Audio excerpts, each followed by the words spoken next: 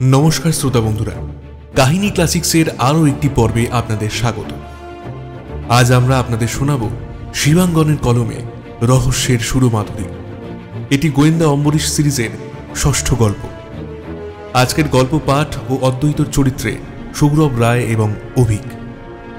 এছাড়াও বিভিন্ন চরিত্রে রুনা মুখার্জি, শ্রাবণী, আইভি, মাধুরী, দেবযানী, বর্ণালী, দেবাঞ্জন, অভিক সাহা, পার্থ মুখোপাধ্যায়, ফিদা এবং RNM অভিষেক।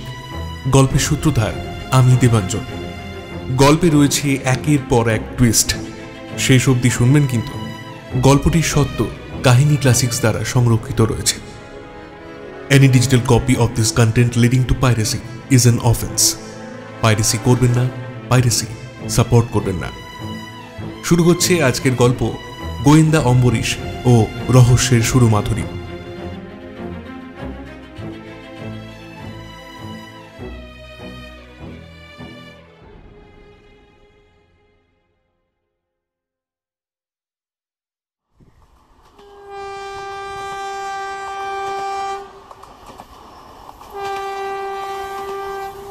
ট্রেনটা রাতের অন্ধকার ছিঁড়ে তীব্র গতিতে ছুটে চলেছে তার গন্তব্যের দিকে। ভোর রাতে ট্রেনটা পৌঁছবে ব্যাঙ্গালোর। শিডিউল টাইম ভোর 3:17। হয়তো লেট হতে পারে মিনিট 5। শ্রীরূপা এমনিতেই ট্রেনে রাতে ঘুমোয় না। তারপরও ভোর রাতে ট্রেন থেকে নামতে হবে বলে একটা গল্পের বই নিয়ে পড়ছিল। রিডিং লাইটটা জেলে যদি একটু চোখ লেগে যায়। আর হিম করা ভূতের গল্প ওর ভীষণ পছন্দ। তারপরও ওর চারপাশে সবাই ঘুমাচ্ছে। হয়তো গোটা ট্রেনে ও একাই জেগে। এটা ভাবতে ভাবতে ভূতের গল্প পড়ার মজাই আলাদা। ট্রেনের গতি, হালকা দুলুনি, অন্ধকার সব মিলিয়ে ভূত ভূত ব্যাপারটা জমে ভালো। গা ছমছম করা একটা ফিলিংস আসে। এক্সকিউজ মি, আপনি যদি কিছু মাইন্ড না করেন। শ্রীরূপা চোখ মেলে তাকায়। আবছায়া অন্ধকারে দেখে একজন অল্প বয়সী মহিলা ঠিক ওর পায়ের কাছটায় এসে দাঁড়িয়েছে। চমকে মোবাইলটা জেলে ওর মুখে ফেলে শ্রীরূপা। একটা মেয়ে, বছর 24-25-এর যুবতী। পোশাক যথেষ্ট অসংলগ্ন। কপালের কাছটা কেটে রক্ত পড়ছে। তার মুখ চোখ দেখে বোঝা যাচ্ছে বেশ ভয় পেয়ে আছে। শ্রীরূপা কিছু বোঝার আগেই মেয়েটা হাত বাড়িয়ে মোবাইলের আলোটা চেপে ধরে। ফলে চারপাশ আবার অন্ধকারে ঢেকে যায়। প্লিজ আলো জ্বালাবেন না, ওরা আমাকে দেখতে পেয়ে যাবে। মাথা তুলে তৎক্ষণাৎ উঠে বসে শ্রীরূপা। কে আপনি? বলছি, আপনি রিডিং লাইটটাও অফ করে দিন। ওরা আমাকে দেখতে পেলে সর্বনাশ। শ্রীরূপা ততক্ষণে বুঝে গেছে এ কোনো উঠবো ঝামেলা ছাড়া আর কিছু নয়। আর মেয়েটি ঢুকে এসে নিজেই আলোটা নেভাতে গেলে ও হাত দিয়ে লাইটটা আগলে রাখে। শ্রীরূপা চায় না আলোটা নেভাতে। প্লিজ আলোটা নিভিয়ে দিন, আমি আপনাকে সব বলছি। একটু টাইম দিন, আর আমাকে প্লিজ এই বার্তাতে ঢুকে শুতে দিন। আমি সব বলবো আপনাকে। এ কি বলছে মেয়েটা? এ তো বদ্ধ উন্মাদ। এভাবে কেউ বলে নাকি? শ্রীরূপা বাধা দেয়। আমি আর ঘন্টা দুয়েক পর নেমে যাব, তারপর আপনি এখানে শোবেন না হয়? এখন যান আপনার সিটে। না না, তা হয় নাকি? আমি আপনার সাথেই শোবো। ওরা এলে আপনাকে দেখতে পাবে আর আমি লুকিয়ে থাকবো, না হলে ওরা আমাকে মেরে ফেলবে। এসব কি বলছেন আপনি? প্লিজ এসব করবেন না। কম্পার্টমেন্টের অন্য প্রান্তে একটা মৃদু শব্দ পাওয়া যায়। কারা যেন এদিকেই আসছে। মেয়েটির মুখটা ভয়ে সাদা হয়ে যায়। ওরা এসে গেছে, আমাকে দেখতে পেলে মেরে ফেলবে। প্লিজ আমাকে সাহায্য করুন। শ্রীরূপা আবছা অন্ধকারে দেখতে পায় মেয়েটা হাত জোড় করে ওর দিকে তাকিয়ে। মনে হয় সিগন্যাল না পাওয়ায় ট্রেনটা ধীরে ধীরে দাঁড়িয়ে পড়ছিল। আবার ধীরে ধীরে চাকাগুলো গড়াতে শুরু করেছে। বোঝাই যাচ্ছে মেয়েটি ভীষণ ভয় পেয়ে আছে।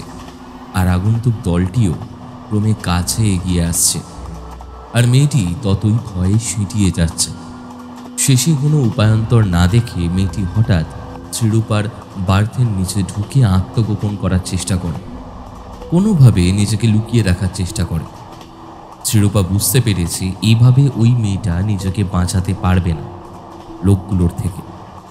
তাই কোনো উপায় না দেখে মেয়েটিকে ওর বার্থে উঠে আসার জন্য অনুমতি দেয়, আর মেয়েটিও চোখের পলকে ঢুকে আসে ওর চাদরের মধ্যে। তখনও থরথর করে কাঁপছে মেয়েটা। শ্রীরূপা বুঝতে পারে মেয়েটা ওর বুকের কাছে ওর টি শার্টটা আঁকড়ে ধরে রয়েছে, কিন্তু এই মুহূর্তে কিছু করার নেই। এখন এই পরিস্থিতিতে মেয়েটাকে প্রাণে বাঁচানোটাই শ্রীরূপার মূল লক্ষ্য। কয়েক মুহূর্তের মধ্যে দুজন পেশিবহুল শক্তিশালী মানুষদের আগমন ঘটে, যারা প্রত্যেককে ঘুম থেকে উঠিয়ে আইডেন্টিটি চেক করতে থাকে। ভাঙা ভাঙা ইংরেজিতে পরিচয় দেয় ওরা নাকি রেল পুলিশের লোক। শ্রীরূপার থেকেও ওরা আইডেন্টিটি কার্ড দেখতে চায়। ট্রেনের টিকিট আর আধার কার্ড ওদের দেখাতে লোকগুলো তাতে আপাত দৃষ্টিতে কোনো সন্দেহ খুঁজে না পেলেও উল্টে পাল্টে বারবার দেখতে থাকে আর নিজেদের মধ্যে চাপা গলায় কিছু একটা বলতে থাকে। শ্রীরূপা খুব অদ্ভুতভাবে খেয়াল করে সেই মস্তান টাইপের লোকগুলো ওখানেই দাঁড়িয়ে, আর কোথাও যাচ্ছে না। নিজেদের মধ্যে কথা বলে যাচ্ছে একটু ভাঙা ভাঙা হিন্দি মিশিয়ে কোনো দক্ষিণী ভাষা, কিন্তু কিছুতেই ওরা এগিয়ে যাচ্ছে না। যদি ওরা এই মেয়েটিকেই খোঁজার জন্য এসে থাকে, তবে ওকে না পেয়ে তো ওদের এগিয়ে যাওয়া উচিত ছিল, কিন্তু ওরা উল্টো দিকে সাইড লোয়ার বার্থে গিয়ে বসে পড়ে। শ্রীরূপার ব্যাপারটা মোটেও ভালো লাগছে না। মোবাইলটায় সময় দেখে, প্রায় 15 মিনিট এইভাবে হয়ে গেছে। Excuse me officer, if your checking is done, may I take rest? হ্যাঁ। থ্যাঙ্কস। শ্রীরূপা আলোটা নিভিয়ে দেয়। শ্রীরূপা বুঝতে পারছে মেয়েটির ভয়টা এখন একটু কেটেছে, হয়তো ঘুমিয়েই পড়েছে বেচারি। মেয়েটির গালে আলতো টোকা দিলে মেয়েটা রেসপন্স করে না, ও ঘুমায়নি, জেগে আছে। কেমন যেন মেয়েটা একটু দূরে সরে যায় উঠে পড়বে বলে। লোকগুলো চলে গেছে ভেবে তখনই শ্রীরূপা ওকে চেপে ধরে, কারণ ও জানে ওই লোকগুলো তখনও ওখানেই আছে। ট্রেনের যাত্রীদের কাছে খবরটা পৌঁছে যায় ভোরের আলো ফোটার আগে। এসি 2 টায়ারে একটা ডেড বডি পাওয়া গেছে। একজন বছর 24-এর ভদ্রমহিলা, নাম শ্রীরূপা সেন। হাওড়া থেকে ব্যাঙ্গালোর যাচ্ছিলেন, তবে ওনার কাছে লাগেজ বা ব্যাগ সবই ঠিক আছে। তাই পুলিশ এসে আইডেন্টিটি কার্ড মিলিয়ে ডেড বডিটা সেই শ্রীরূপা সেনের ভেবেই প্রাথমিক তদন্ত শুরু করে। পরে ওনার মোবাইল নাম্বারে ফোন করে কনফার্ম হওয়া যায় শ্রীরূপা সেনের আইডেন্টিটি। পাশের সব দিকে যাত্রীরা বলছেন তারা রাতে ভীষণ গভীর ঘুমে আচ্ছন্ন হয়ে পড়েছিলেন, তাই মধ্যরাতে কি ঘটেছে সেই ব্যাপারে কেউ কিচ্ছু জানেন না। তাই রাতে কখন কি হয়েছে কেউ কিছু বলতেও পারেন না।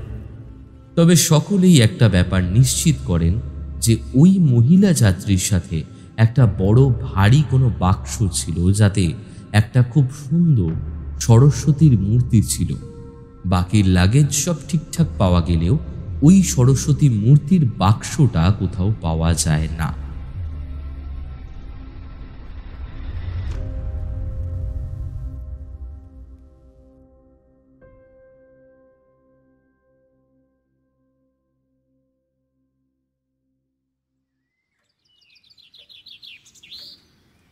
আচ্ছা অম্বরীশ, তোমার কি মনে হচ্ছে ওই সরস্বতীর মূর্তিটা চুরি করার জন্য এই খুন? দেখো অদ্বৈত, আপাত দৃষ্টিতে তাই তো মনে হচ্ছে। তবে আমি খোঁজ নিয়ে জেনেছি ওই সরস্বতী মূর্তিটা কোনো সাধারণ মূর্তি ছিল না। কলকাতায় একটা গানের প্রতিযোগিতা হয়েছিল, যাতে এই শ্রীরূপা সেন প্রথম হন, আর ওটা সেই প্রতিযোগিতারই প্রথম পুরস্কার। গত রবিবার ওই অনুষ্ঠানের ফাইনাল ছিল। এই শ্রীরূপা সেন আদ্যন্ত বাঙালি হলেও বহু বছর ধরে ব্যাঙ্গালোরের বাসিন্দা। পড়াশোনা চাকরি সবই ওখানে। উনি কলকাতায় এসেছিলেন এই প্রতিযোগিতার জন্যই। ফলে ফেরার সময় ওনার কাছে প্রথম পুরস্কারের ট্রফি ওই সরস্বতী মূর্তিটা ছিল, আর ফেরার পথেই এই বিপত্তি। তাহলে কি তোমার মনে হচ্ছে ওকে খুন করে প্রথম পুরস্কারের ট্রফিটা নিয়ে যাওয়া হয়েছে? সেটা তো দিনের আলোর মতো পরিষ্কার। কিন্তু প্রশ্ন অন্য জায়গায় অদ্বৈত। এটা করা হলো কেন? কারণ এরকম শিল্প সংস্কৃতিমূলক অনুষ্ঠান বা সঙ্গীত প্রতিযোগিতা তো আরো অনেক হয়, আর বাজারে সরস্বতী মূর্তি বিরল কিছু তাও নয়। তাহলে এই মূর্তিটার জন্য খুন? এটাই ধোঁয়াশা লাগছে। দেখো, তোমার কথা থেকে দুটো জিনিস আমার মাথায় আসছে। এক, যদিও ওই সরস্বতী মূর্তিটা হয়তো আহামরি কিছু নয়, কিন্তু মনে রাখতে হবে ওটা কিন্তু একটা প্রতিযোগিতার প্রথম পুরস্কার, তাই কারো কারো ওটার প্রতি বিশেষ কোনো আবেগ জড়িয়ে থাকতেই পারে। হ্যাঁ, সে তো বটেই। বিশেষ করে কেউ যদি ওই প্রতিযোগিতার জন্য বিশেষভাবে প্রস্তুত হয়ে থেকে থাকে তো। যাক, সেটা তো গেল একটা। আরেকটা কি? আরে তুমি বললে না দুটো জিনিস তোমার মনে হয়েছে, তাই বলছি। আরেকটা?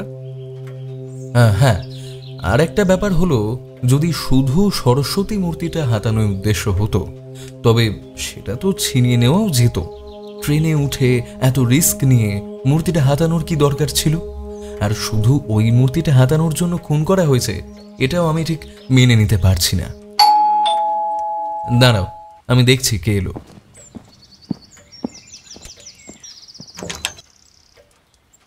এই যে অম্বরীশ, অবিনাশবাবু শ্রীরূপা সেনের পোস্টমর্টেম রিপোর্টটা দিলেন।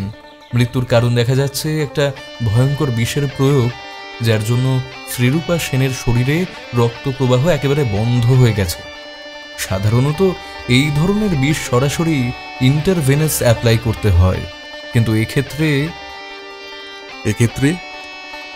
না, মানে তুমি রিপোর্টটা পড়ে দেখো, বুঝতে পারবে। আমার কথা থেকেই ব্যাপারটা আন্দাজ করে নেয়। ঠিক আছে, তুমি ওই টেবিলে রাখো, আমি পরে দেখছি।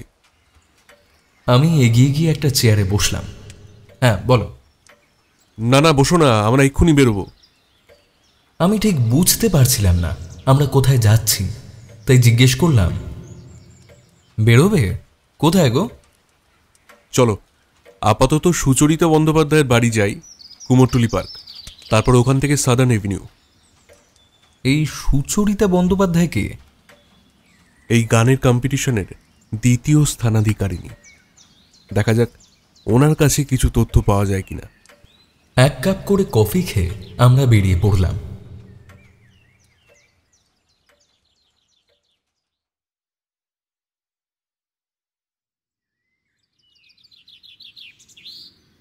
সুচরিতা বন্দ্যোপাধ্যায়ের বাড়ি পৌঁছতে বেশি সময় লাগেনি।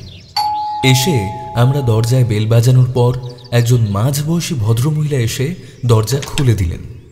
সুচরিতা বন্দ্যোপাধ্যায়ের সাথে দেখা করতে এসেছি শুনে আমাদের বাইরের বৈঠকখানায় বসতে বলে ওনাকে ডেকে আনতে চলে গেলেন। পুরনো দিনের আসবাবপত্র, আরামকেদারা, বড় তক্তপোষ ঘরে রাখা, আর সবথেকে বড় কথা, দেওয়াল জুড়ে সুচরিতা দেবীর গানের বিভিন্ন ছবি বাঁধানো। বোঝাই যাচ্ছে উনি বহুদিন ধরে গানের সঙ্গে যুক্ত। সেই ছোটবেলা থেকে ওনার বিভিন্ন বয়সের গান গাওয়ার ফাংশনের ছবি তুলে রাখা হয়েছে। আমরা সেগুলোই ঘুরে ঘুরে দেখছিলাম। হঠাৎ একটা ভারী মহিলা কণ্ঠ দরজার দিক থেকে শুনতে পাওয়া যায়। আমি সুচরিতা বন্দ্যোপাধ্যায়। কিন্তু আপনারা কে? আমি তো আপনাদের চিনতে পারলাম না। দেখুন, কোনো ক্লাব বা গানের অনুষ্ঠানের আয়োজক হলে আগেই বলে দিই। নমস্কার, আমি অম্বরীশ সেনগুপ্ত, আর ইনি আমার বন্ধু অদ্বৈত। আসলে আমরা এখানে। আপনি গোয়েন্দা? মানে টিকটিকি অম্বরীশ সেনগুপ্ত? আগে হ্যাঁ, তবে এই উপাধিটা। রহস্যের গন্ধ পেয়ে ঠিক এসে গেছেন দেখছি। অম্বরীশ একটু চুপ করে থাকে কিছুক্ষণ, তারপর বলতে শুরু করে। হ্যাঁ ম্যাডাম, ঠিকই ধরেছেন। রহস্যের সমাধানের টানেই আপনার কাছে আসা, তবে নিজের ইচ্ছায় নয়। কলকাতা পুলিশের হেডকোয়ার্টার লালবাজার থেকে আমাকে অনুরোধ করা হয়েছে। আসলে ওটাই আমার নেশা, আর বর্তমানে কিছুটা হলেও পেশা বই কি। আর জানেনই নিশ্চয়ই, গতকাল শ্রীরূপা সেন খুন হয়েছেন। আমি সেই খুনের ব্যাপারেই তদন্তের জন্য এসেছি।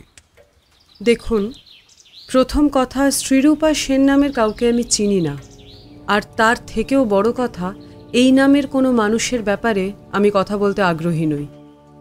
আপনি চেনেন না? কিন্তু উনি তো প্রতিযোগিতায় প্রথম হয়েছেন, আর আপনি দ্বিতীয়। প্রতিযোগিতায় আপনাদের তো অনেকবার দেখা হয়েছে, তাহলে দেখুন অম্বরীশবাবু, দেখা হয়েছে কিনা সেটা বড় কথা নয়, কিন্তু আমি ওর সম্পর্কে কোনো কথা বলতে আগ্রহী নই। কেন সেটা জানতে পারি কি? উনি কি আপনার সাথে কোনো খারাপ ব্যবহার করেছেন, মানে ঝগড়াঝাঁটি? না না, তা তো নয়। তবে আমি বা বাকি প্রতিযোগীরা গান গাই ভালোবেসে, গান শিখে, আমাদের এতদিনের শেখা রেওয়াজ, সুর, তাল, লয় মেনে। তাতে কোনো পুরস্কার পেলাম বা পেলাম না, এটা আমার কাছে অন্তত কোনো বড় ব্যাপার নয়। আমি অন্তত কোনো দিন বাবার ইনফ্লুয়েন্স খাটিয়ে প্রতিযোগিতা জেতার চেষ্টা করি না। একটু বিস্তারিত বলুন ম্যাডাম। আমার ধারণা এই কেসের তদন্তের স্বার্থে এই তথ্যগুলো প্রয়োজন। সেটা আপনার কাছে প্রয়োজনীয় হতে পারে, কিন্তু আমার কাছে ওই মেয়েটির কোনো গুরুত্ব নেই। মেয়েটি একটি ঠক, জোচ্চোর এবং প্রতারক। আমি হলফ করে বলতে পারি, যদি মেয়েটির বাবা ওনার ইনফ্লুয়েন্স না খাটাতেন তবে মেয়েটি প্রথম 10 জনের মধ্যে আসত না। আপনি বলতে চাইছেন পুরস্কার প্রদানের অনুষ্ঠানে স্বজন পোষণ হয়েছে? আলবাত। ওর বাবা মিস্টার স্নেহাশিস সেন একজন কোটিপতি ইন্ডাস্ট্রিয়ালিস্ট, আর ওই অনুষ্ঠানের মূল স্পন্সর তো ওনারই কোম্পানির। আর উনি নিজেও সরাসরি আমাদের সব পার্টিসিপেন্টদের নানাভাবে বাধ্য করেছেন পারফরমেন্স খারাপ করার জন্য, যাতে ওনার মেয়ে শ্রীরূপা ফাইনালে জিততে পারে। সরাসরি টাকাও দিতে চেয়েছিলেন। আপনি কি কোনোভাবে এটা সন্দেহ করছেন যে এই স্বজন পোষণের জন্য শ্রীরূপা দেবী প্রতিযোগিতায় জেতেন, আর তাই অন্য কারো তার ওপর রাগ করতে পারে? সেটা খুঁজে বার করা তো আপনার কাজ। আপনি তার জন্য পারিশ্রমিক পান, আমার তাতে কি? আমি কি আপনাকে আমার সাথে গানে তবলা নিয়ে সঙ্গত দিতে অনুরোধ করেছি? আমরা বুঝলাম সুচরিতা বন্দ্যোপাধ্যায়ের থেকে আর কোনো সাহায্য পাওয়া যাবে না। অম্বরীশ আর আমি টুকটাক কথা হওয়ার পর উঠে পড়ি। ওখান থেকে আমরা রওনা দিলাম সাদার্ন এভিনিউ। ওখানে বাড়ি মিস বনানী বটব্যালের। উনি প্রতিযোগিতায় 3য় স্থানাধিকারী, তবে ওনার ব্যবহার দেখা গেল অত্যন্ত সুন্দর আর অমায়িক। উনি যে প্রতিযোগিতায় 3য় হয়েছেন তাতে উনি বেশ আনন্দিতা। তবে উনিও কথায় কথায় মেনে নিলেন শ্রীরূপা সেনের প্রথম স্থান অধিকার করার যোগ্যতা ছিল না, আর সেটা হওয়ার জন্য ওর বাবা স্নেহাশিস সেন নিজের ইনফ্লুয়েন্স খাটিয়ে প্রতিযোগিতার ফল নিয়ন্ত্রণ করেছেন। আচ্ছা ম্যাডাম, এটা আপনি কিভাবে বুঝলেন যে স্নেহাশিস সেন এই ব্যাপারে ইন্টারফারেন্স করেছেন? দেখুন অম্বরীশবাবু, আপনি বিচক্ষণ মানুষ, তাই আপনাকে আমি নতুন করে আর কি বলবো বলুন তো। শুধু এটুকুই বলতে পারি যে প্রাইমারি রাউন্ডের পর থেকেই উনি সকল প্রতিযোগীদের কাছে গিয়ে পার্সোনালি কথা বলতেন এবং নানাভাবে এটা বোঝানোর চেষ্টা করতেন যে শ্রীরূপা ওনার মেয়ে, আর উনি চান যে এই প্রতিযোগিতাটা শ্রীরূপাই জিতুক। মেয়েকে এই চ্যাম্পিয়নের ট্রফিটা উনি উপহার করতে চেয়েছিলেন, আর আমাদের পারফরমেন্স খারাপ করার জন্যে ঘুষ, যে যা চাইব। আপনি কি জানেন শ্রীরূপা গতকাল রাতে খুন হয়েছেন? বনানী অম্বরীশের কথাটা শুনে প্রায় আঁতকে ওঠেন। সে কি কথা? শ্রীরূপা খুন হয়েছেন? মেয়েটি সেরকম ভালো গান গাইতে না পারলেও খুব হাসি খুশি স্বভাবের ছিল। সকলের সাথে নিজে যেচে কথা বলতে যেত, আর বলতো কোথাও গানের কোনো উন্নতি করার জায়গা দেখলে ওকে জানাতে, ওর ভুল ত্রুটিগুলো ধরিয়ে দিতে। আর সেই মেয়েটা খুন হয়েছে? কোথায়, কিভাবে? ব্যাঙ্গালোর ফেরার পথে ট্রেনে গভীর রাতে। ঐশী বুঝতে পারেনি কিছু? ও ঠিক আছে তো? ঐশী? ঐশী কে? আর বলবেন না, ওই মেয়েটাও একটা গান পাগল মেয়ে। সেও ব্যাঙ্গালোরেই থাকে। ও আর শ্রীরূপা তো একসাথেই থাকতো কোনো একটা লেডিস হোস্টেলে রুম শেয়ার করে। ঐশী প্রথম রাউন্ডেই ছিটকে যায়, তবু গান ভালোবাসে বলে রয়ে গিয়েছিল। বলেছিল সকলের সাথে থাকতে পারলে গান শিখতে পারবে, তাই। তারপর অনুষ্ঠান শেষ হয়ে গেলে ওদের কথা ছিল একসঙ্গে ফিরে যাওয়ার।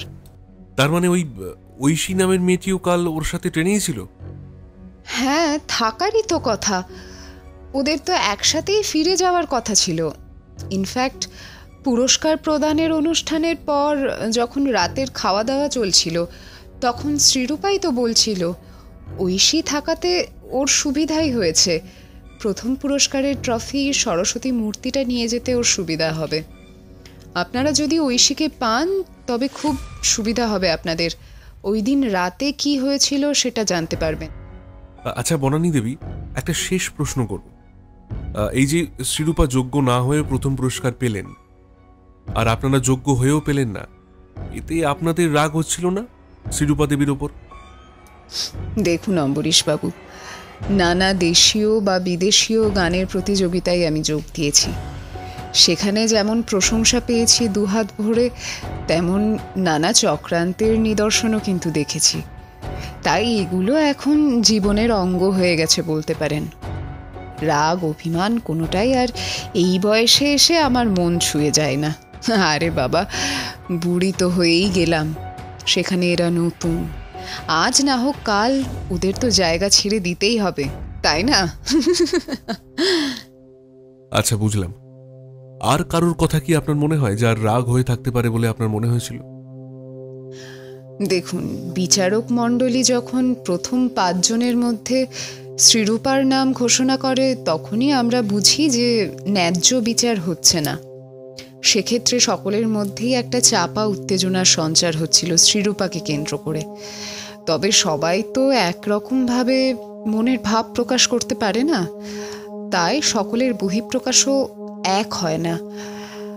তবে সুচরিতা মঞ্চের ওপরেই একটু বেশি রিয়্যাক্ট করে ফেলেছিল। সুচরিতা মানে ওই দ্বিতীয় স্থান অধিকার করেছেন যিনি? হ্যাঁ সত্যি, মেয়েটার গলা খুব ভালো, ক্লাসিক্যাল বেস। সত্যি বলতে কি, ওই মেয়েটারই প্রথম হওয়ার কথা, তাই ও হয়তো মনে মনে একটা স্বপ্নের জগৎ তৈরি করে ফেলেছিল ওই জিতবে ভেবে। সেখানে স্নেহাশিস সেন ওনার প্রভাব খাটিয়ে শ্রীরূপাকে তুলে নিয়ে আসায় সকলেই কম বেশি রেগে গিয়েছিলেন। তবে ওর বহিঃপ্রকাশটা একটু বেশি ছিল, এই যা। আচ্ছা, শ্রীরূপার বাবা মানে স্নেহাশিস সেন কিভাবে প্রভাব খাটিয়েছিলেন বলে আপনার মনে হয়? যত রকম ভাবে পারেন। উনি আর ওনার কোম্পানি তো এই অনুষ্ঠানের মানে সুরমাধুরীর মেন স্পন্সর। সব জাজদের উনি বাধ্য করেছিলেন শ্রীরূপাকে বেশি নাম্বার দেওয়ার জন্যে। আর তাছাড়া উনি প্রত্যেক প্রতিযোগীকেও 50,000 টাকা করে দিতে চেয়েছিলেন পারফরমেন্স খারাপ করার জন্যে। বুঝলাম, কিন্তু উনি এত কিছু করবেন কেন? কি স্বার্থ? স্বার্থ নয়, স্নেহ, অপত্য স্নেহ। উনি ওনার মেয়েকে ভীষণ ভালোবাসতেন, তাই ওনার স্বপ্ন ছিল ওনার মেয়েকেই উনি বিজয়ী হিসাবে দেখতে চান। আর কিছু টুকটাক কথা বলার পর অম্বরীশ আর আমি উঠে পড়ি। প্রতি নমস্কার জানানোর সাথে সাথে আমরা বনানী দেবীকে ধন্যবাদও দিলাম গুরুত্বপূর্ণ তথ্য দেওয়ার জন্য। ঘড়িতে তখন বিকেল 3টের আশেপাশে। আমার কাছে একটা বিষয় তখন একেবারে ধোঁয়াশা। যদি স্নেহাশিস সেন ওনার মেয়েকে বিজয়ী দেখতে চাইলেনও, কিন্তু তাতে কি এমন কারণ হলো যাতে শ্রীরূপাকে খুন হতে হয়? অম্বরীশকে একবার জিজ্ঞেস করলাম, যেটা উত্তর পেলাম সেটা বড় রহস্যের। আরে দাঁড়াও বন্ধু, এ তো সবে শুরু। এখনো গল্পের কত পট পরিবর্তন বাকি দেখো।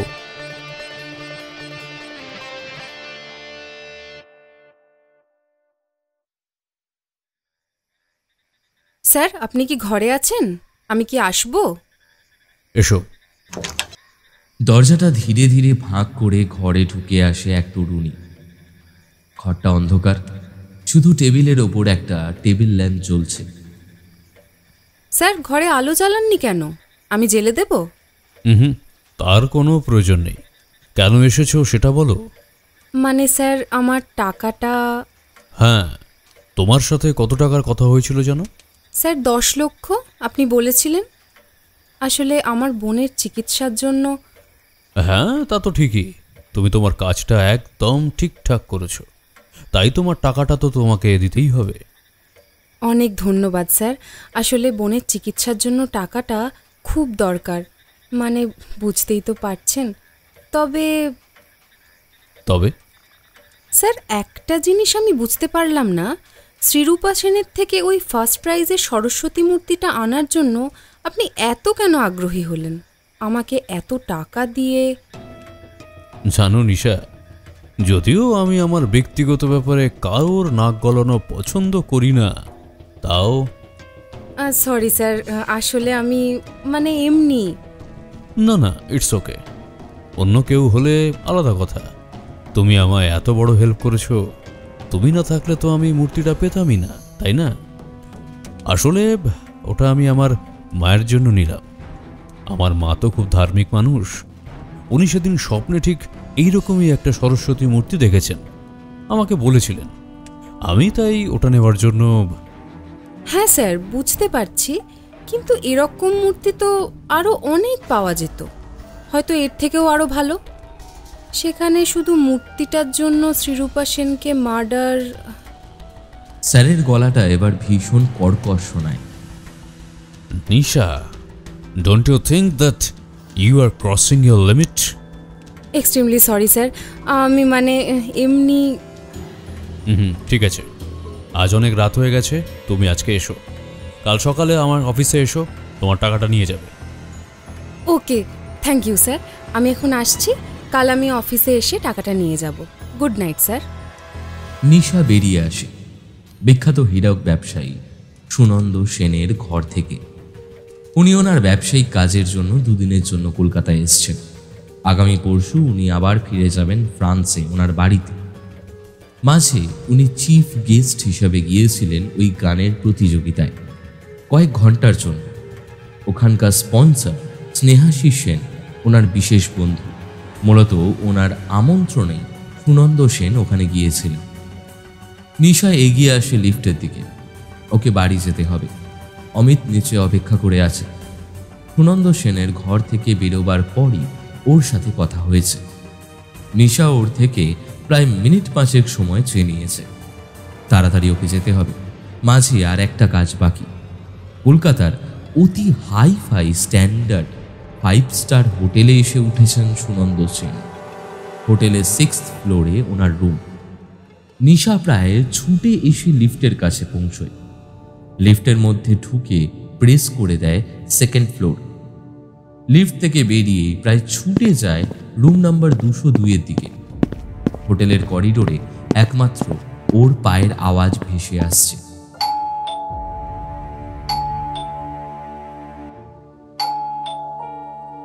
তিনবার রুম নাম্বার 202-এর ডোরবেলটা বাজাতেই দরজাটা খুলে যায়। এদিক ওদিক দেখে ঘরে ঢুকে যায় নিশা। কাজ কত দূর নিশা? কমপ্লিট ম্যাডাম, মূর্তি এখন আমার কাছে। সুনন্দ সেন কোনো সন্দেহ করেনি তো? সন্দেহ করবে কি ম্যাডাম?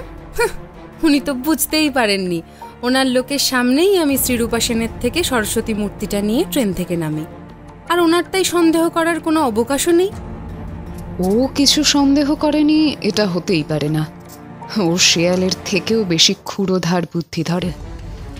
ও নিজে মূর্তিটা এখনো দেখেনি। দেখলেই ও বুঝতে পেরে যাবে ওর কাছের মূর্তিটা আসল নয়। তার মানে আমাদের যত তাড়াতাড়ি সম্ভব আসল মূর্তিটা সরিয়ে ফেলতে হবে, আর আমাদের গা ঢাকা দিয়ে দিতে হবে, যাতে আমাদের কাউকে ও আর কোনো দিন খুঁজে না পায়। উনি তোমাকে তোমার পারিশ্রমিক আনার জন্য কখন যেতে বলেছেন? কাল সকালে ওনার অফিসে। আমার মনে হয় ও আজ রাতে মূর্তিটাকে চেক করে দেখবে, আর দেখার পর তবেই তোমাকে টাকাটা দেবে। সেই জন্যেই ও তোমাকে কাল সকালে অফিসে যেতে বলেছে। সে ঠিক আছে, আমি ম্যানেজ করে নেব। কিন্তু ম্যাডাম, আমার টাকাটা যদি দেন, মানে বুঝতেই তো পারছেন বোনের চিকিৎসার জন্য, তাই বলছি। হ্যাঁ, তোমার 10 লক্ষ টাকা রেডি করা আছে ওই ব্যাগে, তুমি দেখে নাও। নিশা হেসে এগিয়ে গিয়ে টাকার ব্যাগটা হাতে তুলে নেয়। অনেক ধন্যবাদ ম্যাডাম। আমি তবে এখন আসছি, অমিত নিচে অপেক্ষা করে আছে। নার্সিংহোম হয়ে বাড়ি ফিরব। ঠিক আছে, এসো এবার। আর সাবধানে চলাফেরা করো। সুনন্দ সেন কিন্তু ভয়ঙ্কর মানুষ, ওর থেকে সাবধানে থেকো। ও যেন ঘুণাক্ষরেও বুঝতে না পারে আসল মূর্তিটা কোথায় আছে। শিওর ম্যাডাম, আমি এখন আসছি।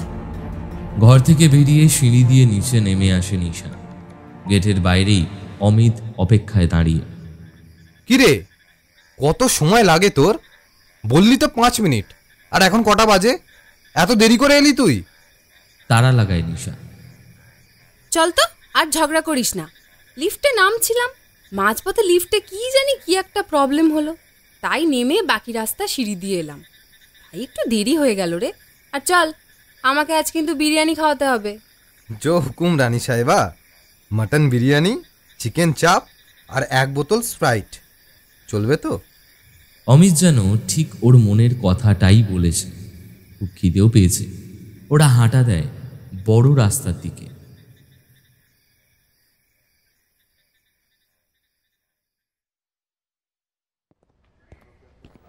অবিনাশ দারোগার ডাকে অম্বরীশ তক্ষুনি নার্সিং হোমে এসে পৌঁছয়। তখনও মেয়েটির শরীরে সামান্য হলেও প্রাণ অবশিষ্ট আছে, তবে বেশিক্ষণ বাঁচবে না। মেয়েটি যে অটো করে যাচ্ছিল সেটাকে একটা বড় লরি এসে প্রায় পিষে দিয়েছে। অটোর ড্রাইভার ওখানেই মারা গেছেন। অবিনাশবাবু অম্বরীশকে বলেছেন এই মেয়েটির শরীরে প্রাণ থাকতে থাকতে একবার যেন ও কথা বলে। আমি একটা অন্য কাজে হাওড়া এসেছিলাম। আমি অম্বরীশের আগেই নার্সিংহোমে পৌঁছে যাই। তারপর ও এসে পৌঁছলে একসাথে মেয়েটির কাছে যাব বলে রওনা দিই। মেয়েটা নার্সিংহোমের 4 তলায় ছিল।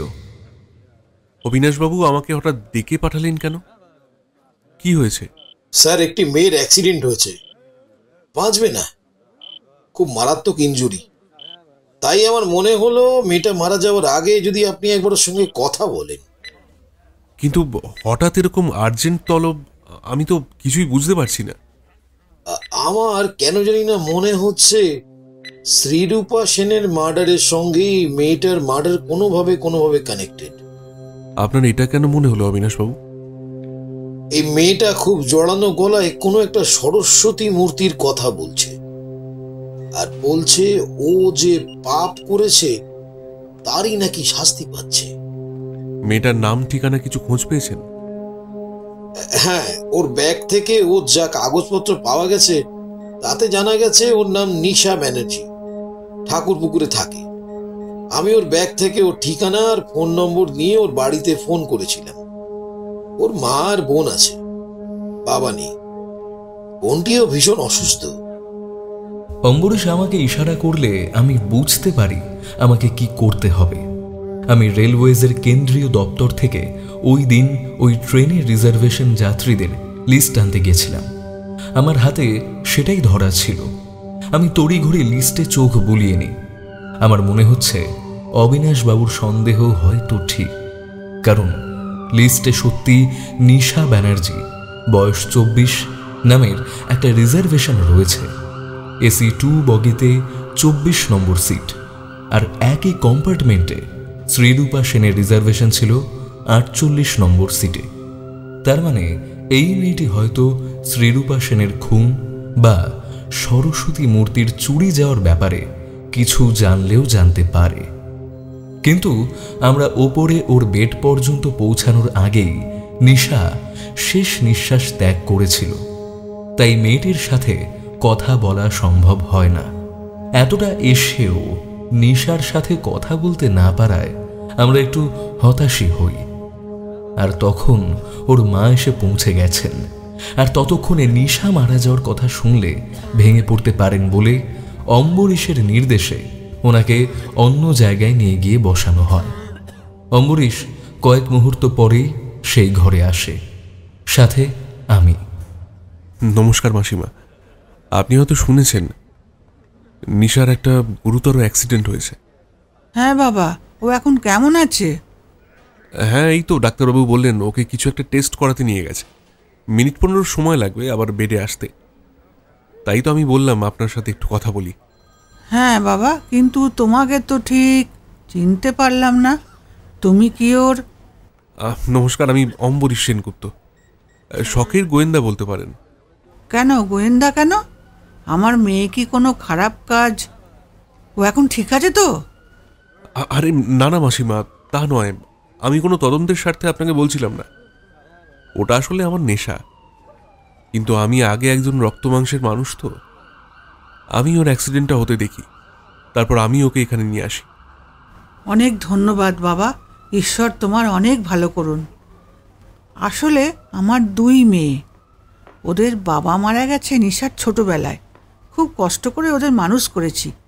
আজ ওরা 2জন মানুষের মতো মানুষ হওয়ায় আমার একটু স্বস্তি। তারপর দেখো না আবার কি অ্যাক্সিডেন্ট হলো। ও ভালো হয়ে যাবে তো বাবা? হ্যাঁ নিশ্চয়ই, ডাক্তারবাবু দেখছেন তো। আচ্ছা মাসিমা, নিশা কি পরশুদিন সন্ধ্যার ট্রেনে ব্যাঙ্গালোর গিয়েছিল? হ্যাঁ বাবা, গেছিল তো। আর কবে ফিরে আসে? এই তো আজ দুপুরে। ও তো বলল ফ্লাইটে ফিরে এসেছে। এসেই ও অফিসে গেছিল, বলল কি দরকারি কাজ ছিল বলে ফিরে এসেছে। আচ্ছা মাসিমা, বুঝতে পেরেছি। তবে ও কি সেদিন একা গিয়েছিল নাকি ওর সাথে আর কেউ গিয়েছিল? না না বাবা, একা নয়। ও সেদিন ওর এক বান্ধবী ওর সাথে যাওয়ার কথা ছিল। ওরা হাওড়ায় জমায়েত হয়ে ট্রেন ধরবে, সেই রকমই তো নিশা বলেছিল। কি নাম সেই বান্ধবীর? আর সেও কি ওর সাথে আজ দুপুরে ফিরে এসেছে? না না বাবা, ও তো ওখানেই কাজ করে, ওখানেই থাকে ব্যাঙ্গালোরে। এখানে ও এসেছিল কি একটা গানের প্রতিযোগিতায় নাম দেওয়ার জন্য। তারপর ওরা একসাথে ব্যাঙ্গালোরে ফিরে যায় পরশু। তবে অফিসের কাজের জন্য নিশা আজ দুপুরে আবার ফিরে এসেছিল। মাসিমা, নিশার ওই বান্ধবীর নাম কি? ঐশী ভট্টাচার্য। অম্বরীশ আমাকে চোখের ইশারায় নির্দেশ দিতে আমি লিস্টে দেখে নিলাম। হ্যাঁ ঠিক, 23 নম্বর বার্থের রিজার্ভেশনের যাত্রীর নাম ঐশী ভট্টাচার্য। তার মানে নিশার মা ঠিকই বলেছেন। অম্বরীশ আর কথা বাড়ায় না। আমরা বেরিয়ে আসি হসপিটাল থেকে। নিশার মাকে অবিনাশবাবু সাথে করে নিয়ে যান। ওনাকে নিশার মৃত্যুর খবর বলতেই উনি একেবারেই ভেঙে পড়েন। কিন্তু অম্বরীশের ভাবগতিক দেখেই আমি বুঝে যাই ও কোনো একটা ব্যাপার নিয়ে ভীষণ চিন্তায় পড়ে গেছে। কি হলো, কিছু ভাবছো? দেখো অদ্বৈত, আমার মন বলছে এই ঐশী বলে মেয়েটার সামনে ভীষণ বিপদ। শ্রীরূপা, ঐশী আর নিশা কোনো না কোনোভাবে ওই সরস্বতী মূর্তির সাথে সম্পর্কিত, যার মধ্যে 2জন মারা গেছে, বাকি শুধু ঐশী ভট্টাচার্য। যে বা যারা এই খুনগুলো করেছে তারা ঐশীকেও ছাড়বে না। কিন্তু এই ঐশী বলে মেয়েটা কোথায় আছে? কিভাবে তুমি খোঁজ পাবে? একটাই রাস্তা, নিশার কাছে নিশ্চয়ই ওর ঠিকানা থাকবে। ওর ব্যাগটা একবার সার্চ করে দেখতে হবে। আমার বিশ্বাস ঐশী ভট্টাচার্যের ফোন নাম্বার থাকবে। তুমি অবিনাশবাবুকে ব্যাপারটা জানাও। তক্ষুনি অবিনাশ দারোগাকে নিশার ব্যাগের পকেট নোটবুক থেকে ঐশীর ব্যাঙ্গালোরের বাড়ির ঠিকানা আনতে বলে আমরা আবার থানার দিকে রওনা দিই। আমিও মনে মনে উপলব্ধি করছিলাম, সত্যি এই মুহূর্তে একবার ঐশী ভট্টাচার্যের সাথে কথা বলা উচিত। হয়তো এই 2টো মৃত্যুর খবর জানতে পারার পর উনি মানসিকভাবে বিপর্যস্ত হয়ে পড়েছেন।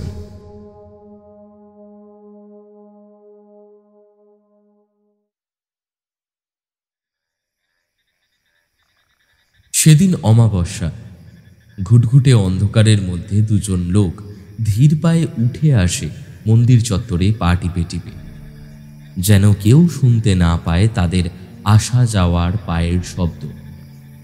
গ্রামের মানুষ যদি জানতে পারে কেউ বা কারা তাদের গ্রামের থেকে চুরি করে নিয়ে যেতে এসছে তাদের সবচেয়ে বিশ্বাসের প্রতীকটিকে, তবে আর রক্ষে নেই। গ্রামের ঠিক উত্তর পূর্ব প্রান্তে মা দশভুজা দুর্গার মন্দির। আর জাগ্রত মা দশভুজাকে প্রাণ দিয়ে বিশ্বাস করে গ্রামের মানুষ। সম্পূর্ণ সোনায় তৈরি মাতৃবিগ্রহ মন্দিরের গর্ভগৃহে নিত্য পূজিতা হন। সম্পূর্ণ সোনার তৈরি বলেই মা দশভুজা গ্রামের মানুষের কাছে কনক দুর্গা নামেই পরিচিত। আর বল্টুদের ওপর আজ এই দায়িত্ব পড়তেছে যে করেই হোক রাতের মধ্যে কনক দুর্গা বিগ্রহ মন্দির থেকে সরিয়ে পৌঁছে দিতে হবে কলকাতায় বসের ডেরায়। তবে ওরা জানে কোনোভাবে এই খবর জানাজানি হয়ে গেলে নিমেষে গোটা গ্রামে আগুন জ্বলে উঠবে। শত শত মানুষের ক্ষোভের সামনে কলকা সলকার মতো ভেঙে পড়বে এই গুন্ডা আকৃতির 2টো মানুষের যাবতীয় বাহুবল। তাই যতটা সম্ভব সতর্কতা তাদের প্রতিটা পদক্ষেপে। কিন্তু এই কাজ না করে উপায়ও যে নেই। ঘরে প্রচণ্ড অর্থের অভাব। ব্যাঙ্গালোরে গয়নার দোকানে পাথর সেটিংয়ের কাজ করত বল্টু আর সমর, কিন্তু ওখান থেকে চুরির দায়ে ধরা পড়ে চাকরিটা খোয়াতে হয় এই বছরের গোড়ার দিকে। কোনো উপায় ছিল না। অনেক অনুনয় করলেও হয়তো পুলিশের হাতে তুলে দেননি মালিক, কিন্তু একটা শেষ সুযোগ দিয়েছেন নিজেদের বিশ্বাসযোগ্যতা প্রমাণ করার। আর সেই কারণে শেষ একটা চেষ্টা করার জন্য বল্টুরা এসেছে চক্রধরপুর। এখানেই তাদের কাজ।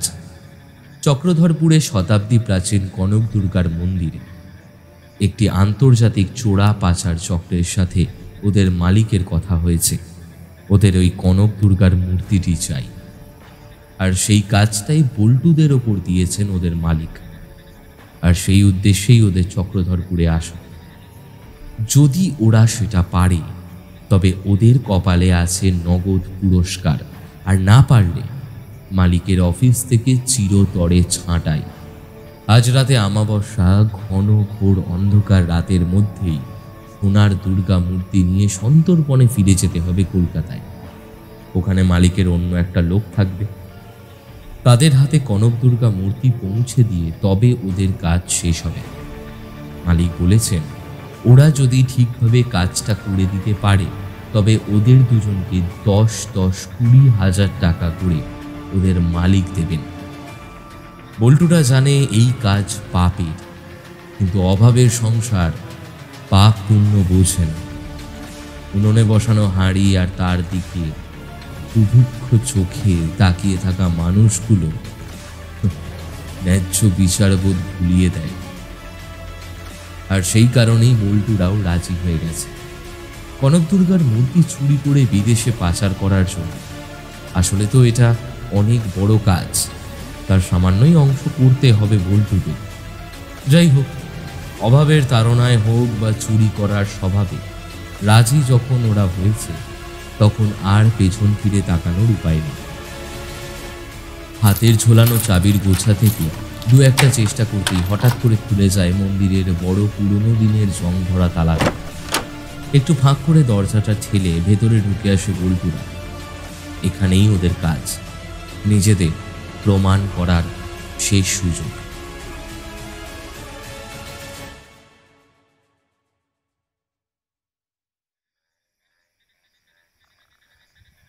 প্রতিদিন নিয়ম করে রাত 8টায় ঐশীর কাছে একটা ফোন আসে। বিগত 3 বছরে কোনোদিন এই নিয়মের অন্যথা হয়নি। ফোনটা রিং হতেই রিসিভ করে ঐশী। হ্যাঁ বলো, এত লেট করলে আজ ফোন করতে? দেরি? আমি তো রোজই তোমাকে 8টাতেই ফোন করি। এই তো সবে নয়, 8টা বেজে গেছে, প্রায় 2 মিনিট হয়ে গেছে। 2 মিনিট 17 সেকেন্ড। আমি সেইটা না, মানে 2 মিনিট অপেক্ষা করে বসে আছি তোমার ফোনের অপেক্ষায়। ও এই কথা, আমি ভাবলাম কি না কি। যাকগে, তুমি কখন আসছো? আমি এখন আসতে পারবো না ঐশী। পারবে না কেন? পারবো না, তার কারণ তুমি জানো ঐশী। আর আমি চাই না তুমি এই বিপদের মধ্যে জড়িয়ে পড়ো। তুমি কিন্তু ভুল করেও অন্য কোনো ফোন কল রিসিভ করবে না। কেন, কি হয়েছে? দেখো, তুমি তো চিন্তা করো না। আর ওই সরস্বতী মূর্তি আমার কাছে একদম নিরাপদে আছে, কেউ তার খোঁজও কোনোদিন পাবে না। না ঐশী, আমি শুধু সুনন্দ সেনকে নিয়ে ভাবছি না।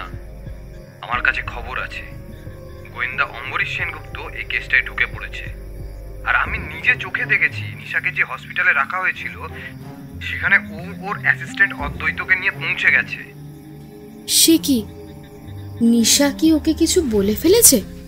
না, সেটা সম্ভব হয়নি, কারণ উনি নিশার কাছে পৌঁছাবার আগেই নিশা মারা যায়। তবে বেশ কিছুক্ষণ কিন্তু নিশার মায়ের সাথে কথা হয়েছে। ঠিক আছে, চিন্তা করো না, আমি দেখছি। আর নিশার অ্যাক্সিডেন্টের জন্য কাকিমাকে সমবেদনা জানাতে আমি ফোন করছি। আর তখনই ওই অম্বরীশ সেনগুপ্তর সাথে ওনার কি কথা হয়েছে আমি ঠিক জেনে নেব। তারপর আমি যা ব্যবস্থা নেওয়ার নেব। তুমি কিন্তু একদম চিন্তা করো না। ঠিক আছে, তুমি সাবধানে থেকো। আর কি সিদ্ধান্ত নাও সেটা কিন্তু আমাকে জানিও। ঠিক আছে, আর খুব তাড়াতাড়ি দেখা হচ্ছে।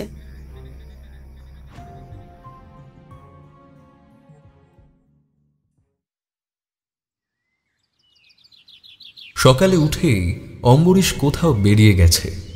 গত দুদিন ধরেই অম্বরীশ যেন খুব চিন্তিত, আমি খেয়াল করেছি। আসলে গতকাল রাতে অবিনাশ দারোগা নিশার পকেট নোটবুক থেকে ঐশী ভট্টাচার্যের ফোন নম্বর এনে দিলেও ওনাকে অনেকবার ফোন করেও কোনো লাভ হয়নি। উনি ফোন ধরেননি। হয়তো এই মেয়েটিরও কোনো বিপদ হলো কিনা ভেবেই অম্বরীশ একটু চিন্তিত। এছাড়া আর একটা খবর আমাদের কাছে এসেছে, যদিও সেটার সঙ্গে এই শ্রীরূপা সেন খুনের কেসের কোনো সম্পর্ক নেই। সেটা সম্পূর্ণ অন্য একটা কেস। বর্ধমানের চক্রধরপুরের একটা অতি প্রাচীন দুর্গা মন্দির থেকে সোনার দুর্গামূর্তি চুরি হয়ে গেছে। অবিনাশবাবু অম্বরীশকে অনুরোধ করেছিলেন ওই কেসটাও নিতে, কিন্তু অম্বরীশ অত্যন্ত বিনয়ের সাথে প্রস্তাবটা প্রত্যাখ্যান করে, কারণ একসাথে দুটো কেস চালানো সম্ভব নয়।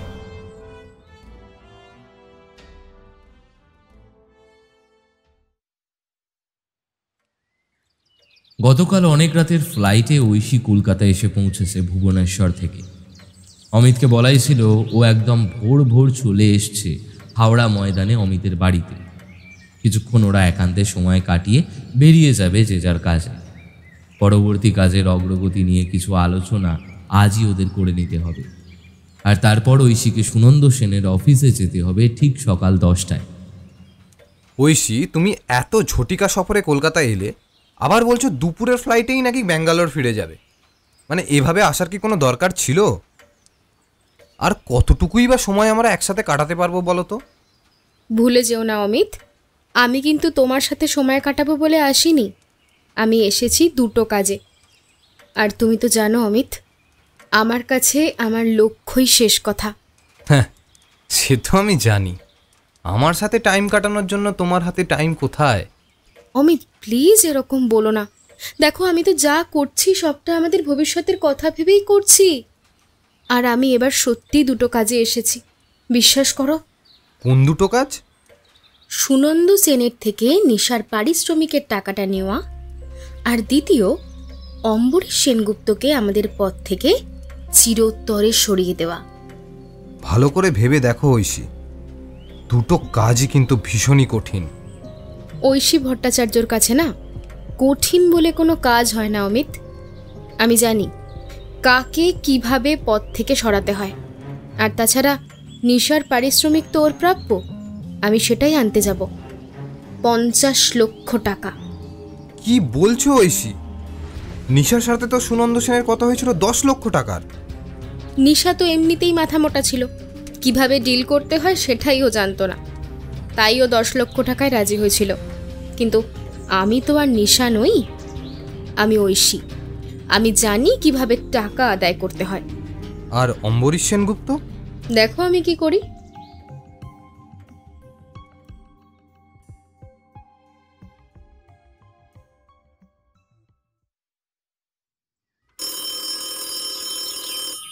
ফোনটা রিং হচ্ছে, আমি গিয়ে ফোনটা তুলি। হ্যালো হ্যালো, আমি কি শ্রী অম্বরীশ সেনগুপ্ত মহাশয়ের সঙ্গে একটু কথা বলতে পারি? আমার নাম ঐশী ভট্টাচার্য। আমি আসলে একটা কেসের ব্যাপারে অম্বরীশ বাবুর সাথে একটু কথা বলতে চাই। ঐশী ভট্টাচার্য? অম্বরীশ নামটা শুনেই আমাকে চোখের ইঙ্গিতে বোঝায় যাতে আমি অম্বরীশ হিসেবে কথা বলি। হ্যাঁ বলুন, আমি অম্বরীশ সেনগুপ্ত। স্যার নমস্কার। নমস্কার, বলুন। আপনাকে তো ঠিক চিনতে পারলাম না। আপনি আমাকে চিনবেন না স্যার, আমি ব্যাঙ্গালোরে থাকি। কলকাতায় ওই সুরমাধুরী নামে গানের প্রতিযোগিতায় গিয়েছিলাম। আচ্ছা, আপনি তো শ্রীরূপা সেনের খুন হওয়ার কেসের তদন্তটা করছেন না? আমি সেই ব্যাপারেই আপনাকে কিছু কথা বলতে চাই। বলুন। স্যার, ওই সুরমাধুরীর মূল স্পন্সর মিস্টার স্নেহাশিস সেন, মানে ওই শ্রীরূপার বাবা, উনি যেভাবেই হোক ওনার মেয়ে মানে শ্রীরূপাকে ওই প্রতিযোগিতায় প্রথম করার চেষ্টা করছিলেন। শ্রীরূপা আমার বন্ধু হলেও সত্যি ও গানের ব্যাপারে কিন্তু এতটা পারদর্শী ছিল না যে ও একেবারে চ্যাম্পিয়ন হয়ে যাবে। দেখুন ঐশী দেবী, আমরা তদন্তের প্রাথমিক জিজ্ঞাসাবাদ থেকে এই তথ্যগুলো ইতিমধ্যেই পেয়েছি। আপনি যদি কোনো নতুন তথ্য দিতে পারেন তো বলুন। আপনি কি ওনাকে খুনের জন্য কাউকে সন্দেহ করেন? আর বিশেষ করে আপনি তো ট্রেনে সেদিন ওনার সাথেই ছিলেন, তাই না? হ্যাঁ স্যার, ছিলাম। তবে আমার সিট ছিল 23 নম্বরে আর ওর 48। তাই রাতে ঘুমিয়ে পড়ার পর কি হয়েছে আমি জানতেই পারিনি। আর স্যার, সন্দেহ নয় স্যার, আমি নিশ্চিত দ্বিতীয় স্থানাধিকারিণী যে সুচরিতা নামের ভদ্রমহিলা, ওই এই কাজটা করেছে। শ্রীরূপার নাম প্রথম পাঁচে আসতেই সুচরিতা ভীষণ খারাপ ব্যবহার করতে শুরু করেছিল অনুষ্ঠানের মঞ্চেই। যে শ্রীরূপাকে বিজয়ী ট্রফি নিয়ে ও কিছুতেই ব্যাঙ্গালোরে ফিরতে দেবে না। আপনার সন্দেহ সুচরিতাই শ্রীরূপাকে খুন করেছে? একদমই ঠিক স্যার, আমি তো নিশ্চিত। এবার আপনারা একটু খোঁজ খবর নিয়ে দেখুন। আমি দেখলাম অম্বরীশ যেন ঐশী ভট্টাচার্যের সাথে কথা বলতে চাইল না। কেন সেটা ঠিক বুঝতে পারলাম না, জানি না। কিছু একটা খোঁজ করছিল আমাকে কথা বলতে পাঠিয়ে। মনে হলো ওর অনুসন্ধানের কাজ মিটে গেছে, তাই আমাকে ইশারা করলো আর কথা না বাড়িয়ে ফোনটা রেখে দিতে। আমি ধন্যবাদ জানিয়ে রেখে দিতে অম্বরীশ আমার কাছে এগিয়ে এলো। বুঝলে অদ্বৈত, আমরা কাল সারাদিন ঐশী ভট্টাচার্যকে হন্যে হয়ে খুঁজলাম, অথচ দেখো আজ তিনি কেমন নিজেই ফোন করেছেন। হ্যাঁ, উনি তো মনে হচ্ছে তদন্তে তোমাকে সাহায্য করারই চেষ্টা করছেন। সাহায্য? কি করে বুঝলে? তাই তো মনে হলো। উনি তো ঠিক সেই রকমই বললেন যেরকম বনানী বটব্যাল বলেছিলেন। তার মানে মেয়েটি তো সত্য বলছে, তাই না? মেয়েটা সত্যি বলছে? আচ্ছা, এটা তুমি কি করে নিশ্চিত হলে যে মেয়েটি সত্যি বলছে? না মানে দুজনের কথা তো প্রায় মিলেই যাচ্ছে। দুজনেই তো বলেছে সুচরিতা বন্দ্যোপাধ্যায় স্টেজের উপরেই ওভার রিঅ্যাক্ট করেছিলেন শ্রীরূপাকে নিয়ে ওর টপ 5-এ ওঠার পর। এটাতেই তো আমার হিসাব মিলছে না। টপ 5 রাউন্ডে তো ওদের সকলকে আবার পারফর্ম করতে হতো। তাহলে যদি টপ 5 রাউন্ডে শ্রীরূপা ওঠে, যে যোগ্য নয়, তাতে তো সুচরিতা বা বনানী বা আরো বাকি দুজনের তো আনন্দ পাওয়ার কথা। কম্পিটিশন কম করতে হবে। তার জায়গায় কোনো যোগ্য প্রতিযোগী এলে তো ওদের কম্পিটিশন আরো টাফ হতো, তাই না? আসল ডিপ্রাইভ তো হলো সেই প্রতিযোগী যার পজিশন ছিল 6। শ্রীরূপা সেন প্রথম 5-এ আসতে তিনি তো প্রতিযোগিতা থেকেই বাইরে চলে গেলেন। তা তো ঠিকই, কিন্তু আমার মনে হয় না এভাবে কেউ ভাবে। বন্ধু, ভাবে। আসলে আমাদের ভাবনাটাও যখন অন্য মানুষ নিয়ন্ত্রণ করে তখন তার আর কোনো বিচক্ষণতা অবশিষ্ট থাকে না বন্ধু। এই 1 সেকেন্ড, 6 নম্বর মানে কৌশিকী ঘোষ? সেটা কি? ওই তো, তুমি তো বললে ফার্স্ট রাউন্ডের পর 6th পজিশনে কে ছিল, ওনার নাম কৌশিকী ঘোষ। সত্যি বলতে কি, ওনারও গানের গলা সুর শ্রীরূপার থেকে ঢের ভালো ছিল। তুমি দেখেছো ওই গানের প্রতিযোগিতা? খবরের কাগজে বেরিয়েছিল। এই দেখো, আমি কেসের কাগজগুলোর দেখার সময় এটা দেখেছিলাম। সাব্বাস অদ্বৈত, এক্ষুনি অবিনাশ বাবুকে ফোন করো। আমাদের কৌশিকী ঘোষের ঠিকানাটা লাগবে, যত তাড়াতাড়ি সম্ভব। অম্বরীশের সাথে কথা বলে আমি এগিয়ে গেলাম থানার দিকে, আর অম্বরীশ এগিয়ে গেল কুমোরটুলির দিকে। বলল কি বিশেষ একটা কাজ আছে।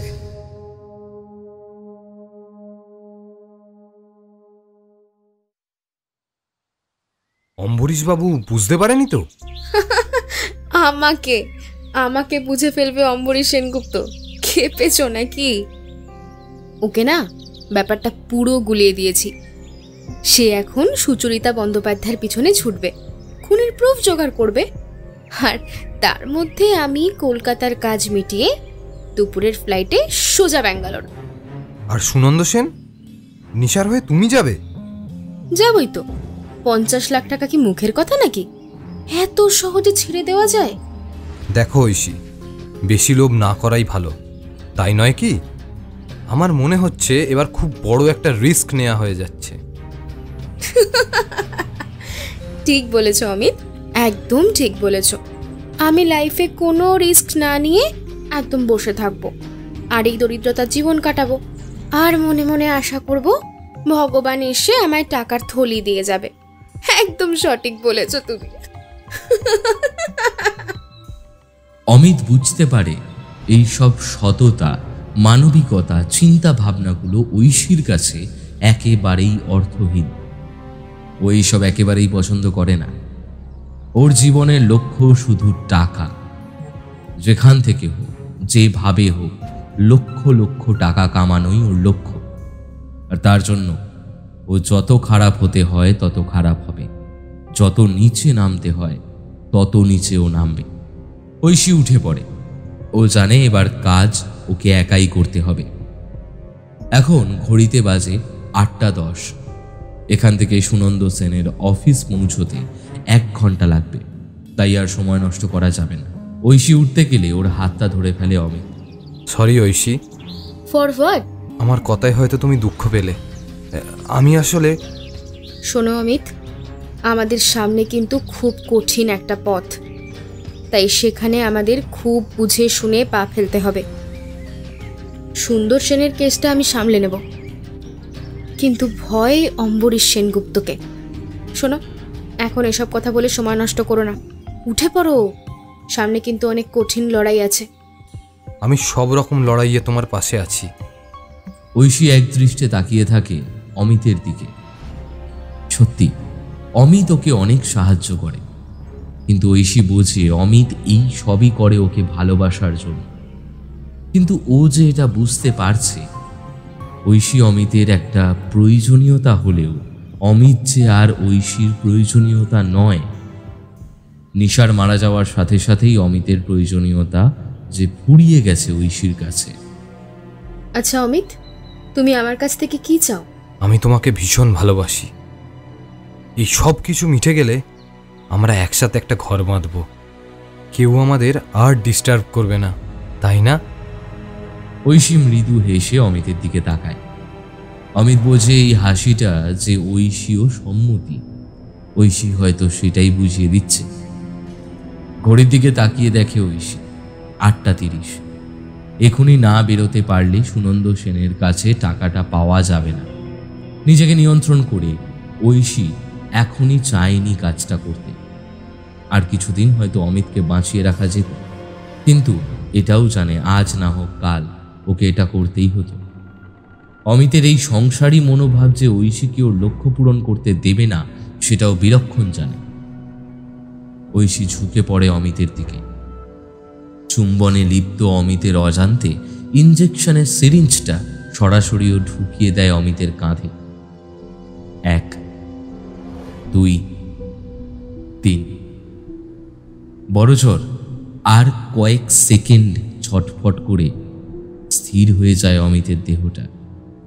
ওর মুখে চোখে তখন তীব্র একটা কষ্ট ফুটে বেরোচ্ছে, তবে চোখ দুটো নিষ্পাপ, নিষ্ফলক দৃষ্টিতে তাকিয়ে আছে ঐশীর দিকে। ও কিছুতেই বুঝতে পারছে না কেন ঐশী এটা করল। তবে এই শেষ কয়েক মুহূর্তে ও যেন অসুরের শক্তিতে ওর সারা শরীর ছিন্ন ভিন্ন করে দিতে চাইছিল। ঐশী জানে অমিতের মরার আগে যন্ত্রণাটা, কিন্তু ওর হাতে আর সময় নেই।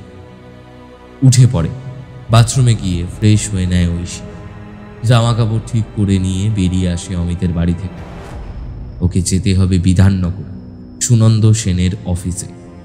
ওখানে ডিল কমপ্লিট করে ওর ফিরে যাওয়ার কথা ব্যাঙ্গালোরে। ফ্লাইট দুপুর 3:30।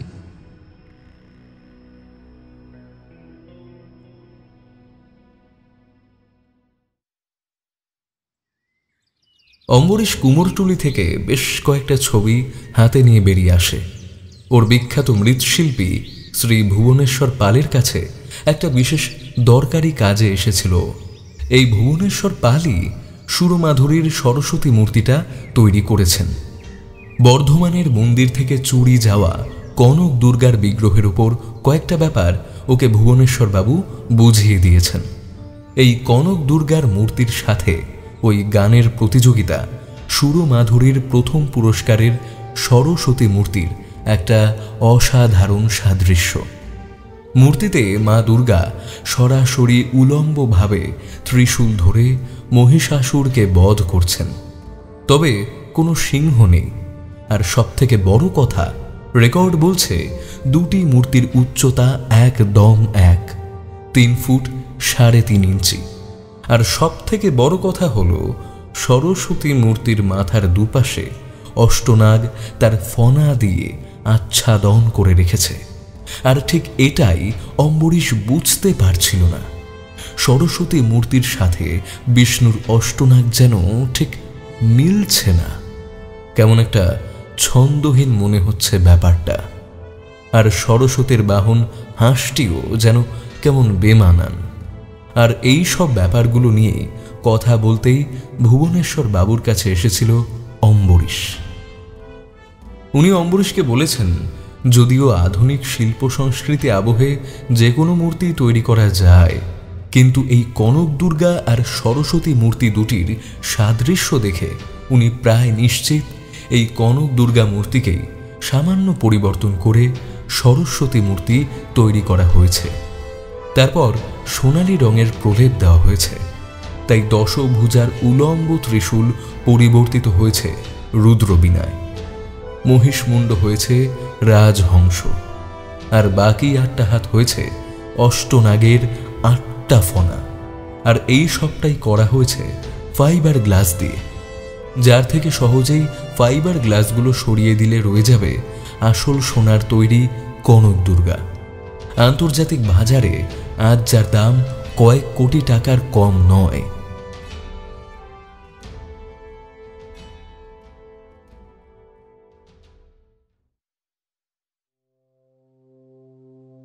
অম্বরীশ অনেকক্ষণ ধরে অমিতের মৃতদেহটা খুঁটিয়ে খুঁটিয়ে দেখছিল। নিশার নোটবুক থেকে অমিতের নম্বরটা পাওয়া গিয়েছিল।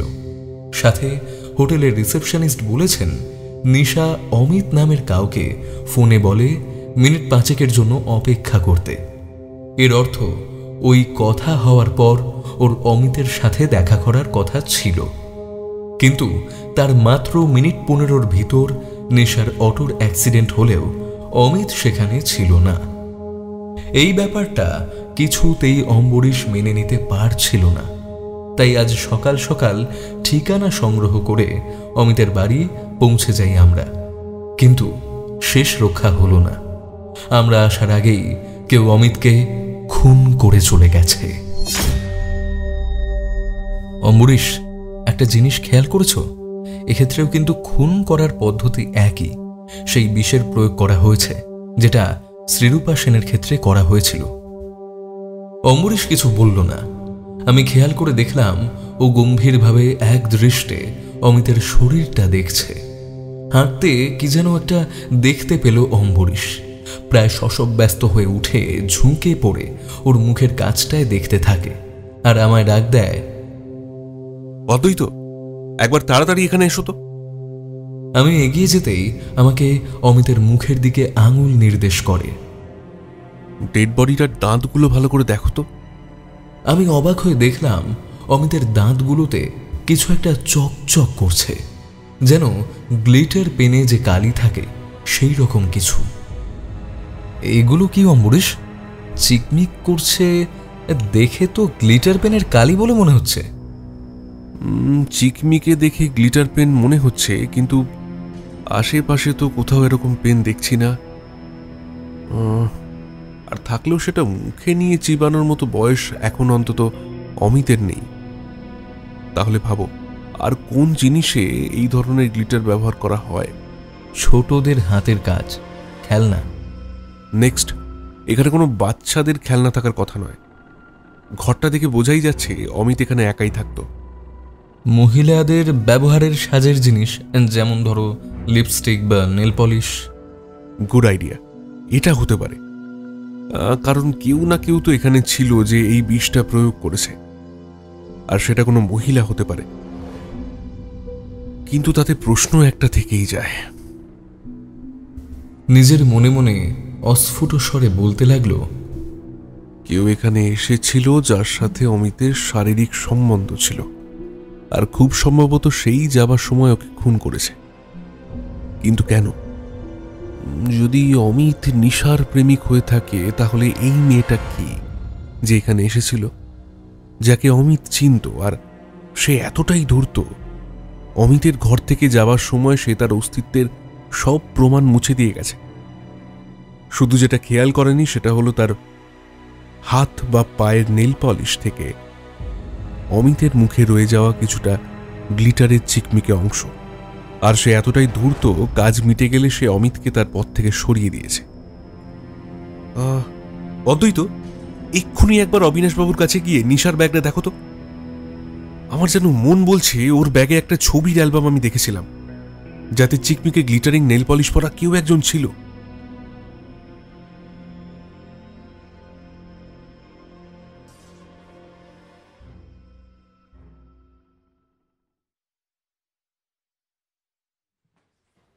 ঐশী এসে পৌঁছয় সুনন্দ সেনের অফিসে। May I come in sir? Yes, come in. Aishi ঘরে ঢোকে। Thank you sir. বলুন, আমি আপনার জন্য কি করতে পারি? আর আপনি কে? স্যার, আমি ঐশী ভট্টাচার্য, নিশার বন্ধু। আমাকে তো নিশাই পাঠালো। নিশা আসেনি? না স্যার, ওর শরীরটা ভীষণ খারাপ, জ্বর এসেছে। অথচ আজই ওর বোনের ট্রিটমেন্টের জন্য নার্সিংহোমে টাকাটা দিতে হবে, তাই আমাকে পাঠালো। মিস্টার সেন কিছুক্ষণ চুপ করে থাকেন। দেখুন, সেটা নিশার ব্যাপার, তবে আমি আপনার উপরে বিশ্বাস করতে পারি তো? 200% স্যার। মিস্টার সেন যদিও চাননি কথাটা আর কেউ জানতে পারুক, কিন্তু নিশা যখন নিজেই এই মেয়েটিকে বলেছে তখন উনি আর কি করবেন? Any problem sir? না না, ইটস ওকে। আপনি একটু ওয়েট করুন, 2 মিনিটের মধ্যেই আমি ওর 10 লক্ষ নিয়ে আসার ব্যবস্থা করছি। 50 লাখ টাকা স্যার। হোয়াট? আমার সাথে 10 লাখ টাকার কথা হয়েছিল তো? রাইট স্যার, নিশার 10 লাখই, তবে বাকি 40 লাখ আমার, কাউকে কোনোদিন কিচ্ছু না বলার জন্য। কি বলছেন আপনি? আপনি আমাকে ব্ল্যাকমেল করছেন? ইউ আর রাইট স্যার, করছি তো। আর তাছাড়া ওই সরস্বতী, ওই দুর্গা মূর্তিটা, ওটা তো আপনি কোটি কোটি টাকায় বিদেশের বাজারে বিক্রি করবেন, তাই না? কি বলছেন আপনি? ওটা তো আমি আমার মায়ের জন্য। স্যার, আপনার এই যুক্তিটা নিশা বিশ্বাস করবে, ঐশী ভট্টাচার্য নয়। তাই আমি আপনাকে অফার দিচ্ছি, ভালোই ভালোই আমার কথাটা মেনে নিন, ডিল ফাইনাল। আমিও কাউকে কিচ্ছু বলবো না। ইয়াং লেডি, আমি তোমার সাহস দেখে অবাক হয়ে যাচ্ছি। তুমি আমার অফিসে দাঁড়িয়ে আমাকে এই ডিল অফার করছো? আমার একটা নির্দেশ গেলে তোমাকে টুকরো টুকরো করে কেটে আমার পোষা ডোবারম্যানকে দিয়ে খাইয়ে দেবো, কেউ কিচ্ছু জানতে পারবে না। সেটা কি তুমি জানো? That's the real mister Sunanda Sen. আসলে স্যার, আপনার এতক্ষণ পরে থাকা মুখোশটা না কেমন যেন একটা বেমানান লাগছিল। তবে আপনি যেটা ভাবছেন সেটা অতটা সহজ নয়। আপনাকে একটা রিকোয়েস্ট করব, একটু রাখবেন? রিকোয়েস্ট? হ্যাঁ। বলুন। মিস্টার সেন, আপনার কেবিনের জানলা দিয়ে তো আপনার অফিসের 2 নম্বর গেটটা দেখা যায়, তাই না? একটু দেখবেন প্লিজ। মানে? আর দেখুনই না, আর তাছাড়া সব কয়েকটা গেটেও দেখবেন 2-3 জন করে সাদা পোশাকের পুলিশ আপনাকে অভ্যর্থনা জানানোর জন্য অপেক্ষা করে আছে, প্রতিটা গেটে কিন্তু। ও, আপনাকে তো বলাই হয়নি, আমি ক্রাইম ইনভেস্টিগেশন ব্যুরো থেকে আসছি। নিশার সাথে আপনার ওই সরস্বতী মূর্তি পাচারের যাবতীয় প্রমাণ আমাদের হাতে আছে। আর আমি যদি আগামী 10 মিনিটে না ফিরি তাহলে... by the way mister Sen, আপনার পোষা ডোভারম্যান কুকুরটার নাম যেন কি? আমার একটা ছোট্ট স্পেনিয়াল আছে, নাম রেখেছি রকি, জানেন তো? কি বলছেন অফিসার আপনি? আমার হাতে সময় নেই মিস্টার সেন। আপনি কি চান? 50 লাখ। মানে মানে আমার হাতে 50 লাখ টাকা এসে যাওয়ার সাথে সাথে কেস ডিসমিস। এবার আপনি ঠিক করুন কি করবেন। ওকে ওকে, আমি রাজি, কিন্তু প্লিজ আপনি আপনার ডিপার্টমেন্টকে কোনো রিপোর্ট দেবেন না। তাই জন্যই তো এই 50 lakh. You can trust on me. ওর টার্গেট অ্যাচিভড। এখানে আর বেশিক্ষণ থাকা যাবে না। এবারে ওকে ফিরে যেতে হবে ব্যাঙ্গালোর, কলকাতার পুরো পাততারি কুটিয়ে।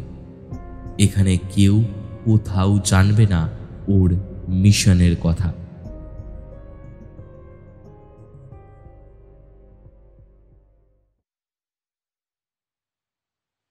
নিশার ব্যাগ থেকে পাওয়া একটা ফটো অ্যালবামের দিকে স্থির দৃষ্টিতে তাকিয়ে থাকে অম্বরীশ।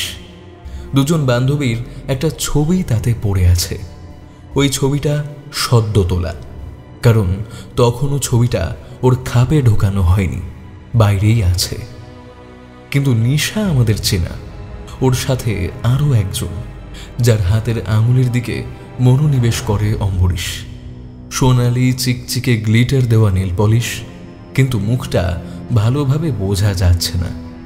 কিছুক্ষণ ভালো করে দেখার পর অম্বরীশ ছবিটা আমার হাতে ফেরত দিয়ে দেয়।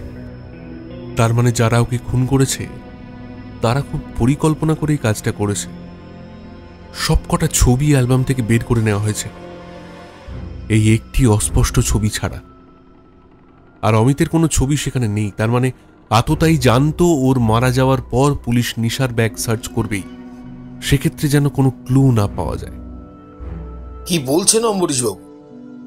নিশার কেসটা তো অ্যাক্সিডেন্ট, খুন কিভাবে বলছেন? আপনি একটু ভেবে দেখলেই বুঝতে পারতেন এটাও একটা ভীষণ পরিকল্পিত খুন। কিভাবে বলছেন অম্বরীশবাবু? আমি ওই রাস্তায় দোকানপাট থেকে খোঁজ নিয়ে দেখেছি ওখানে কোনো লরি আগে থেকে দাঁড়িয়ে ছিল না। তার মানে অ্যাক্সিডেন্ট হওয়ার আগে ওই রাস্তায় লরিটা ঢোকে। যেখানে অ্যাক্সিডেন্ট হয়েছে তার থেকে প্রায় 500 মিটার আগেই বড় বাঁক রয়েছে। যদি লরিটার ব্রেকে কোনো অসুবিধা থাকতো তবে আগের বাঁকে লরিটা ঘুরতেই পারত না।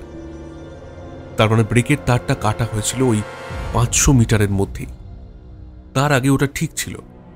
আর আমার ধারণা ওই লরির আসল ড্রাইভার ঠিকই পুলিশ ডায়েরি করেছে, ওর লরি ছিনতাই হয়েছে বলে। আর সেটা করা হয়েছে শুধুমাত্র নিশাকে পথ থেকে সরিয়ে দেওয়ার জন্যই। আচ্ছা অম্বরীশ, একটা কথা, আমাদের মূল সন্দেহ তো দুজনের উপর। এক, যে শ্রীরূপা সেনকে ট্রেনে খুন করে প্রথম পুরস্কারের সরস্বতী মূর্তিটা চুরি করে, আর দ্বিতীয় যে নিশাকে খুন করার পরিকল্পনা করেছে, তাই তো? কিন্তু সব কিছুর মধ্যে একটা জিনিস খুব দরকারি, ওই সরস্বতী মূর্তিটা এখন কোথায়? প্রথম কথা, ওটা কোনো সাধারণ সরস্বতী মূর্তি নয়। এটি আসলে চক্রধরপুরের মন্দির থেকে চুরি যাওয়া কনক দুর্গার মূর্তি, যেটির ব্যাঙ্গালোর হয়ে আন্তর্জাতিক বাজারে পাচার যাওয়ার সব ব্যবস্থা করে ফেলেছিল কোনো এক শয়তানের দল। তবে সময় তো নেই হাতে, উঠতে হবে, রেডি হতে হবে, অন্তত 2টোর মধ্যেই এয়ারপোর্টে পৌঁছতে হবে। আমি একটু ব্যস্ত হয়ে পড়লাম। তাহলে আমরা রেডি হইনি, কি বলো? রেডি তো হতেই হবে, তবে সেটা আমাদের টাইম হিসেব করে নয়, অন্য কারোর গতিবিধি পর্যবেক্ষণ করে। অন্য কারোর মানে? অবিনাশবাবুর ইনফরমাররা খবর দিয়েছে তিনি একজন ভদ্রমহিলা আজ সকাল 8:40 নাগাদ অমিতের বাড়ি থেকে বেরিয়ে ময়দানের ট্যাক্সি স্ট্যান্ড থেকে ট্যাক্সি নিয়ে বিধাননগরের দিকে গেছে। তারপর ওখানে একটা অফিসে যায়, সেখান থেকে বেরিয়ে এই মুহূর্তে বারাসাতে কোথায় একটা যাচ্ছে। কোথায় যাচ্ছে এটা জানার জন্য অপেক্ষা করে আছি। ওই ড্রাইভারকেই বলেছি এয়ারপোর্ট ড্রপ করতে দুপুর 2টোর মধ্যে। আমি তো বেশ অবাক হয়ে গেলাম, তুমি এইসব ইনফরমেশন পাচ্ছ কি করে? দ্যাট ক্রেডিট গোজ টু অবিনাশবাবু। ওই ট্যাক্সির পিছনে আর একটা ট্যাক্সি ওদের ফলো করছে, আর সেখানে সাদা পোশাকের যে পুলিশ অফিসার আছেন তিনি আমাদের সব খবর পাঠিয়ে দিচ্ছেন। তাহলে কি তুমি সন্দেহ করেছো এই মহিলাই এদের মাস্টার মাইন্ড? এখনো সেটা জানি না, তবে ওই মহিলার গাড়ি ড্রাইভারের থেকে কনফার্ম করা হয়েছে মহিলার হাতে গ্লিটার নেল পালিশ আছে। আপাতত এইটুকুই আমাদের কাছে ইনফরমেশন আছে। আমি উঠে পড়লাম, রেডি হয়ে নিতে হবে। বড়জোর আর ঘন্টা 2 সময় আছে হাতে। অম্বরীশ বলেছিল একবার ভুবনেশ্বর পালের কাছে যেতে হবে কুমোরটুলিতে। উনি অরিজিনাল ছবিটা দেবেন, যেটার উপর বেস করে উনি সরস্বতী মূর্তিটা তৈরি করেছিলেন। আর সুরমাধুরীর উদ্যোক্তাদের উনি ব্রোঞ্জের তৈরি মূর্তিটা দেন 30,000 টাকায়। আমি অম্বরীশের থেকে অনুমতি নিয়ে বেরিয়ে পড়লাম। বড়জোর মিনিট 40 লাগবে আমার কুমোরটুলি গিয়ে কাজ মিটিয়ে ফিরে আসতে। অম্বরীশ, আমি তাহলে আসছি গো, ভুবনেশ্বর বাবুর সাথে দেখা করে আসছি। ওনার আজ অরিজিনাল ছবিটা দেওয়ার কথা তো? ঠিক আছে, যাও। মনে রেখো আমাদের কিন্তু 2টোর মধ্যেই এয়ারপোর্টে পৌঁছতে হবে। আমি ওর থেকে বিদায় নিয়ে বেরিয়ে পড়লাম।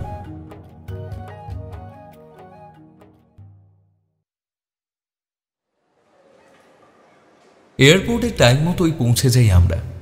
ঐশী ভট্টাচার্য সব চেক ইন কমপ্লিট করে একটা সোফায় বসে অম্বরীশ নিজে থেকে এগিয়ে যায় ওর দিকে। Hello madam, good afternoon. কেমন আছেন? Good afternoon. আপনি? আমি অম্বরীশ, ডিটেকটিভ অম্বরীশ সেনগুপ্ত। অম্বরীশ নামটা শুনেই চমকে ওঠে। তারপর একটু সময় নিয়ে নিজেকে স্বাভাবিক করার চেষ্টা করে বলে, হ্যাঁ বলুন। আসলে আমি ওই শ্রীরূপা সেন মার্ডার কেসটায় আপনি যে তথ্য দিয়েছিলেন তার জন্য আপনাকে ধন্যবাদ দিতে এসেছি। ও আচ্ছা, তাই বলুন। এখানে এভাবে আমি ভাবলাম। কি ভাবলেন? আমি আপনাকে অ্যারেস্ট করতে এসেছি?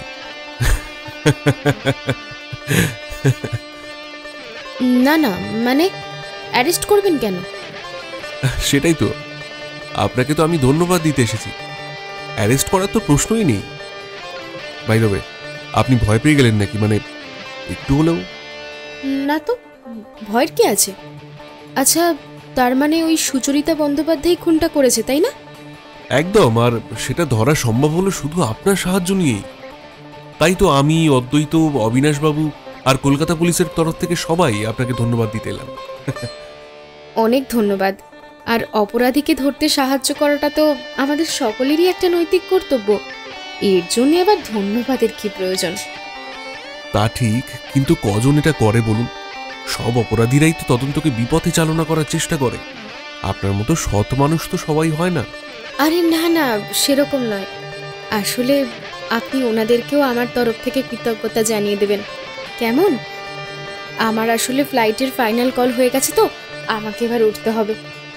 আরে আমি কেন? আপনি নিজেই জানিয়ে দিন না। মানে আমি তো বলছি আমাকে যেতে হবে, আর ওনারা এখন কোথায় আছেন যে আমি ওনাদেরকে জনজনে কি ধন্যবাদ জানাবো? But nonsense. না না, কেউ দূরে কোথাও নেই, এই তো সবাই এখানেই আছে, আপনার চারপাশে, আপনাকে একেবারে ঘিরে।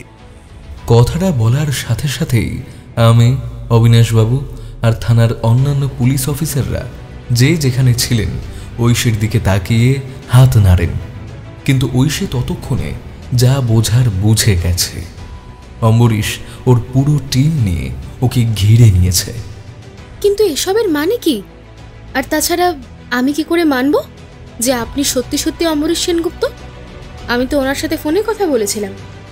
হ্যাঁ, তাও তো ঠিক, তবে দুর্ভাগ্যবশত, মানে অবশ্যই আপনার দুর্ভাগ্য, আমি অম্বরীশ সেনগুপ্ত। ফোনের শোনা গলাটা মিলছে না তো? মিলবে না, কারণ আপনার ফোনটা আমি নয়, অদ্বৈত ধরেছিল। আমি ওকে সেটা বলেছিলাম, বুঝলেন? কিন্তু কেন? আমি তো আপনাদেরকে তদন্তে সাহায্য করার জন্য তথ্যগুলো দিয়েছিলাম। তাহলে? না না, আপনার কাজে কোনো ভুল নেই, তবে উদ্দেশ্যটা ভুল হয়ে গেল। আপনি আমাকে তদন্তে সাহায্য করার জায়গায় ভুল পথে চালনা করতে গিয়ে নিজেকে বড় বিপদে ফেলে দিলেন। এসব আপনি কি বলছেন? দেখুন ম্যাডাম, আপনি যখন সেদিন বলছিলেন আপনি ব্যাঙ্গালোর থেকে বলছেন, তখন আপনি খেয়াল করেননি আপনার পিছন দিকে রাস্তায় একটা বাসের হাঁক দেওয়ার শব্দ পাওয়া যাচ্ছিল, যেটা বিশুদ্ধ বাংলায় যাত্রীদের উদ্দেশ্যেই ডাকছিল।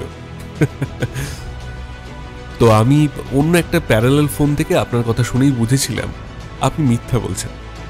আপনি আদৌ ব্যাঙ্গালোর থেকে বলছেন না, আপনি সশরীরে এখানেই আছেন, আর খুব সম্ভবত এই কলকাতা বা হাওড়া অঞ্চল।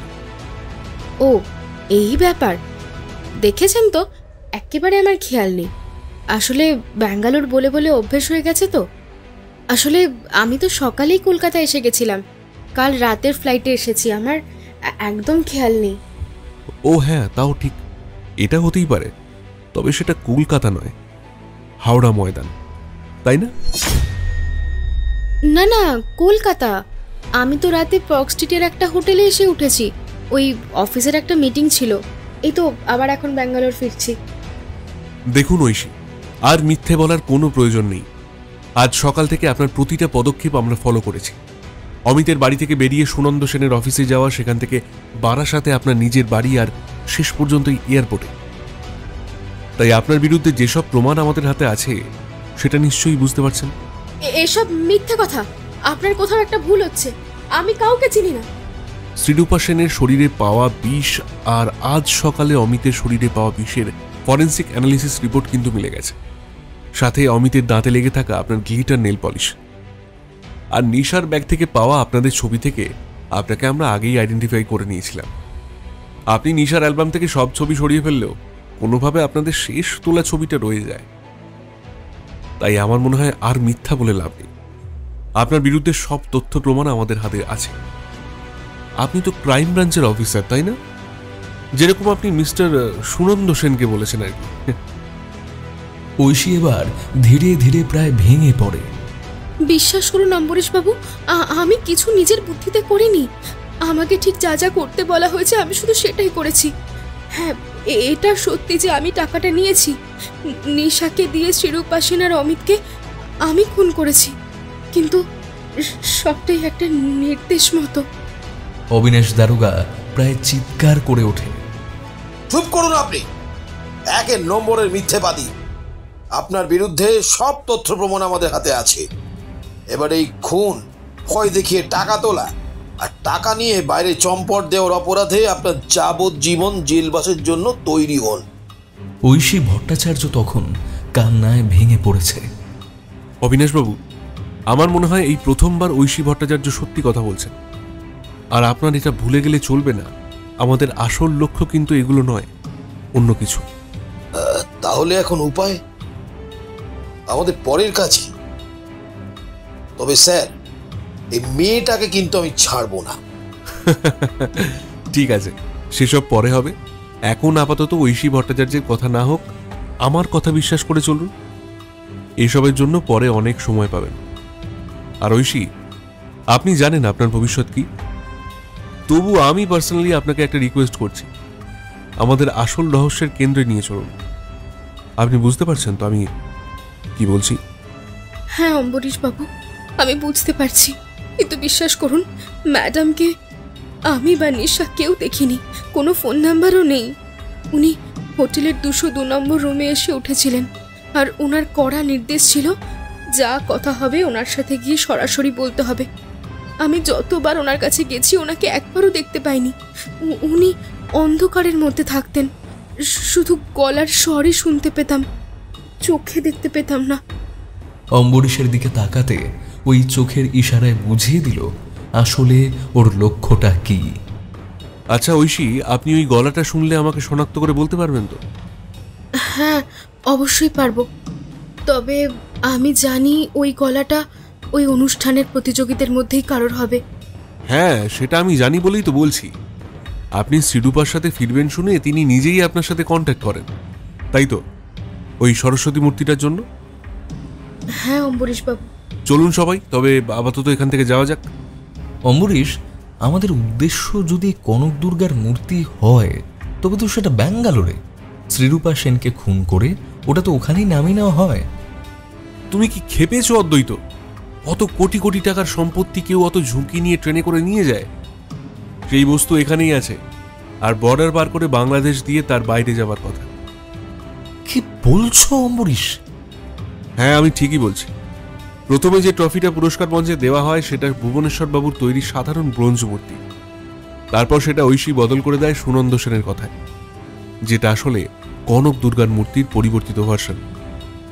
উনি চেয়েছিলেন আসল মূর্তিটা শ্রীরূপার হাতে করে ব্যাঙ্গালোর পাঠিয়ে দিতে, কিন্তু হাওড়া স্টেশনে ট্রেনে ওঠার আগেই ঐশী আর নিশা সেটা আবার পাল্টে আগের মূর্তিটা বসিয়ে দেয় সেই অজ্ঞাত ম্যাডামের নির্দেশে। আর আসল মূর্তি চলে যায় ওনার কোনো একটা গুপ্ত প্রকোষ্ঠে। কি ঐশী, ঠিক বলছি তো? ঐশী মাথা নিচু করে থাকলেও সামান্য ঘাড় নেড়ে সম্মতি জানায়। অম্বরীশের কথা সঠিক। অম্বরীশ, তাহলে এবার আমাদের গন্তব্য কোথায়? আমাদের নয়, ঐশীর। আর গন্তব্য সাদার্ন এভিনিউ। সাদার্ন এভিনিউ নামটা শুনেই চমকে উঠি আমি। ওখানে তো বনানী বটব্যালের বাড়ি, যিনি আমাদের অনেক গুরুত্বপূর্ণ তথ্য দিয়েছিলেন। তদন্তের কাজে অনেক সাহায্য করেছেন তিনি।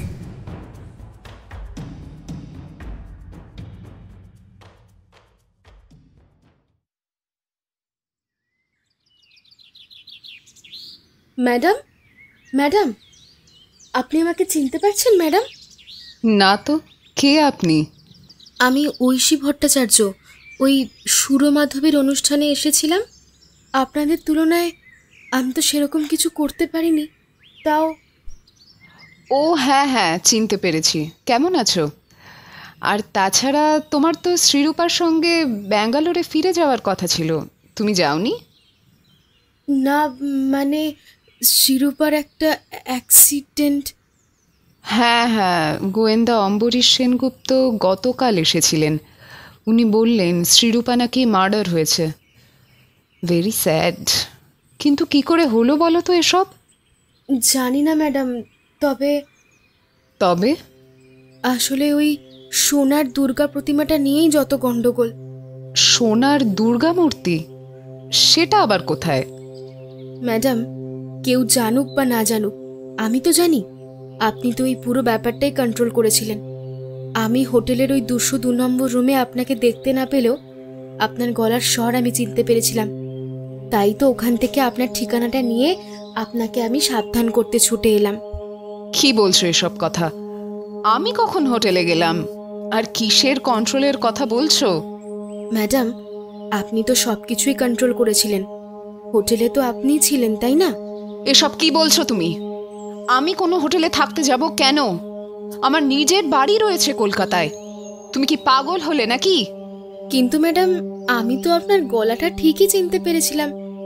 আমি তো আপনাকে সাবধান করতেই এলাম, আপনারই ভালোর জন্য। একদম বাজে কথা বলবে না।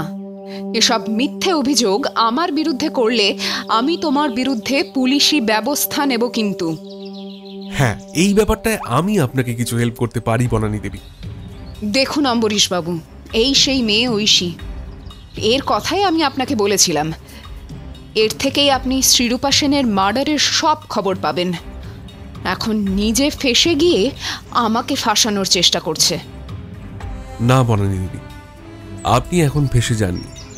আমরা যখন আপনার কাছে এসেছিলাম আপনি তখনই বিপদে পড়ে গেছিলেন। আপনার ওপর সন্দেহ আমার তখন থেকেই শুরু হয়। আপনি এসব কি বলছেন? উল্টোপাল্টা কথা যত সব। এসব কথার কোনো প্রমাণ আছে আপনার কাছে? নিশ্চয়ই আছে। আমি যখন গতকাল আপনার বাড়ি এসেছিলাম তখন আপনার ব্যাগে আমি একদিন আগের ফ্লাইটের একটা বোর্ডিং ট্যাগ দেখি। কিন্তু আপনার তো গত পরশু ব্যাঙ্গালোর যাবার কথা নয়। আপনি তো তখন গানের অনুষ্ঠানে ব্যস্ত ছিলেন। তাতে নাম ছিল এস সেন। আমি সেটা থেকেই খোঁজ নিয়ে জানতে পারি ওই ব্যাগটা আসলে সুনন্দ সেনের। আর উনি কলকাতায় আসার পর আপনি ওনার কাছে গিয়েছিলেন, তাই তো? এসব বাজে কথা। আমার সাথে সুনন্দ সেনের কোনো সম্পর্ক নেই। এসব মিথ্যে আর সাজানো। আপনি তো সুনন্দ সেনের বিবাহিতা স্ত্রী, তাই না? হ্যাঁ, এ কথা ঠিক। আপনাদের মধ্যে বহুদিন আগেই ডিভোর্স হয়ে যায়। আর তখন আপনি যোগ দেন স্নেহাশিস সেনের কোম্পানিতে। ক্রমে আপনার সঙ্গে কোম্পানির সিইও মিস্টার স্নেহাশিস সেনের সাথে কিছু সম্পর্ক তৈরি হয়। আর সেটা শ্রীরূপা সেন মোটেও ভালোভাবে মেনে নেননি। আর শ্রীরূপা আপনাদের হাতে নাতে ধরেও ফেলে আর আপনাকে কলকাতায় পাঠিয়ে দেন। আপনাদের ব্যাঙ্গালোর আর কলকাতার অফিসের সবাই এই ব্যাপারগুলো জানে। তাই যখন মিস্টার সেন সুরমাধুরীর স্পন্সরশিপের দায়িত্ব নেন তখন স্বাভাবিকভাবেই আপনি আশা করেছিলেন মিস্টার সেন আপনাকে চ্যাম্পিয়ন করবার চেষ্টা করবেন। কিন্তু উনি ওনার অপত্য স্নেহে শ্রীরূপাকে চ্যাম্পিয়ন করেন। আর সেই আগে আপনি আবার যোগাযোগ করার চেষ্টা করেন সুনন্দ সেনের সাথে, যিনি ওনার বিজনেস রাইভাল হলেও বাইরে বাইরে সখ্যতা বজায় রাখতেন। হোটেলের রেকর্ড থেকে আমরা খোঁজ নিয়েছি আপনি ফাইনালের আগের দিন সুনন্দ সেনের সাথে দেখা করতেও যান। আপনাদের পুরনো প্রেম আবার সক্রিয় হয়ে উঠলে আপনি সুনন্দ সেনের থেকে জানতে পারেন কনক দুর্গা মূর্তির কথা। আর সম্ভবত তখনই আপনি নিজের পরিকল্পনা করেন যাতে ওই কনক দুর্গা মূর্তি এসে পৌঁছবে আপনার হাতে আর শ্রীরূপা সেনকে আপনার পথের থেকে সরিয়ে দিতে আপনার প্রতিশোধ পূরণ করা হয়ে যাবে। কি বনানী দেবী, ঠিক বলছি তো? এবার যদি আপনি আমাদের জানান যে দুর্গা মূর্তি কোথায় আছে তাহলে খুব ভালো হয়। না হলে আমাদের পদ্ধতি প্রয়োগ করা ছাড়া আর কোনো উপায় থাকবে না। নিশাকে দিয়ে শ্রীরূপাকে খুন আর ঐতিহাসিক স্থাপত্য চুরির অপরাধে আমরা আপনাকে অ্যারেস্ট করছি। বনানী দেবী শেষ পর্যন্ত সম্পূর্ণ ভেঙে পড়েন। সত্যি ওনার এত গুছানো পরিকল্পনায় একটা ছোট্ট ভুল সব কিছু শেষ করে দিল। ওনার গ্যালারির স্টোর রুম থেকে কনক দুর্গা মূর্তি পাওয়া গেল, অবিনাশ দারোগা সাথে সাথেই সেটা চক্রধরপুরে পাঠিয়ে দেওয়ার ব্যবস্থা করেন। আগামী কোনো একটা পুণ্যতিথি দেখে পুনরায় বিগ্রহ প্রতিষ্ঠা করা হবে।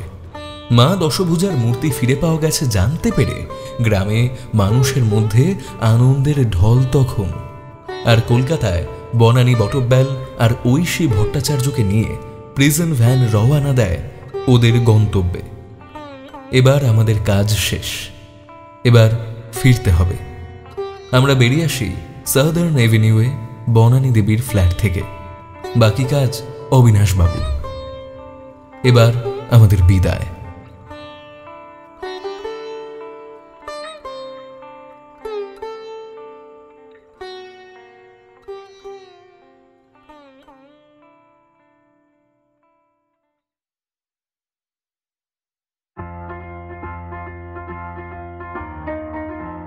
শুনছিলেন শিবাঙ্গনের কলমে গোয়েন্দা অম্বরীশ ও রহস্যের সুরমাধুরী।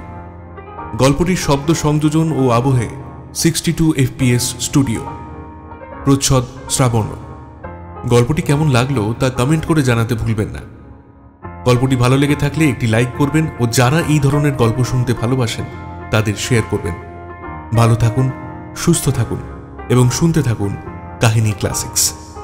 কাহিনী শোনার ক্লাসিক ঠিকানা।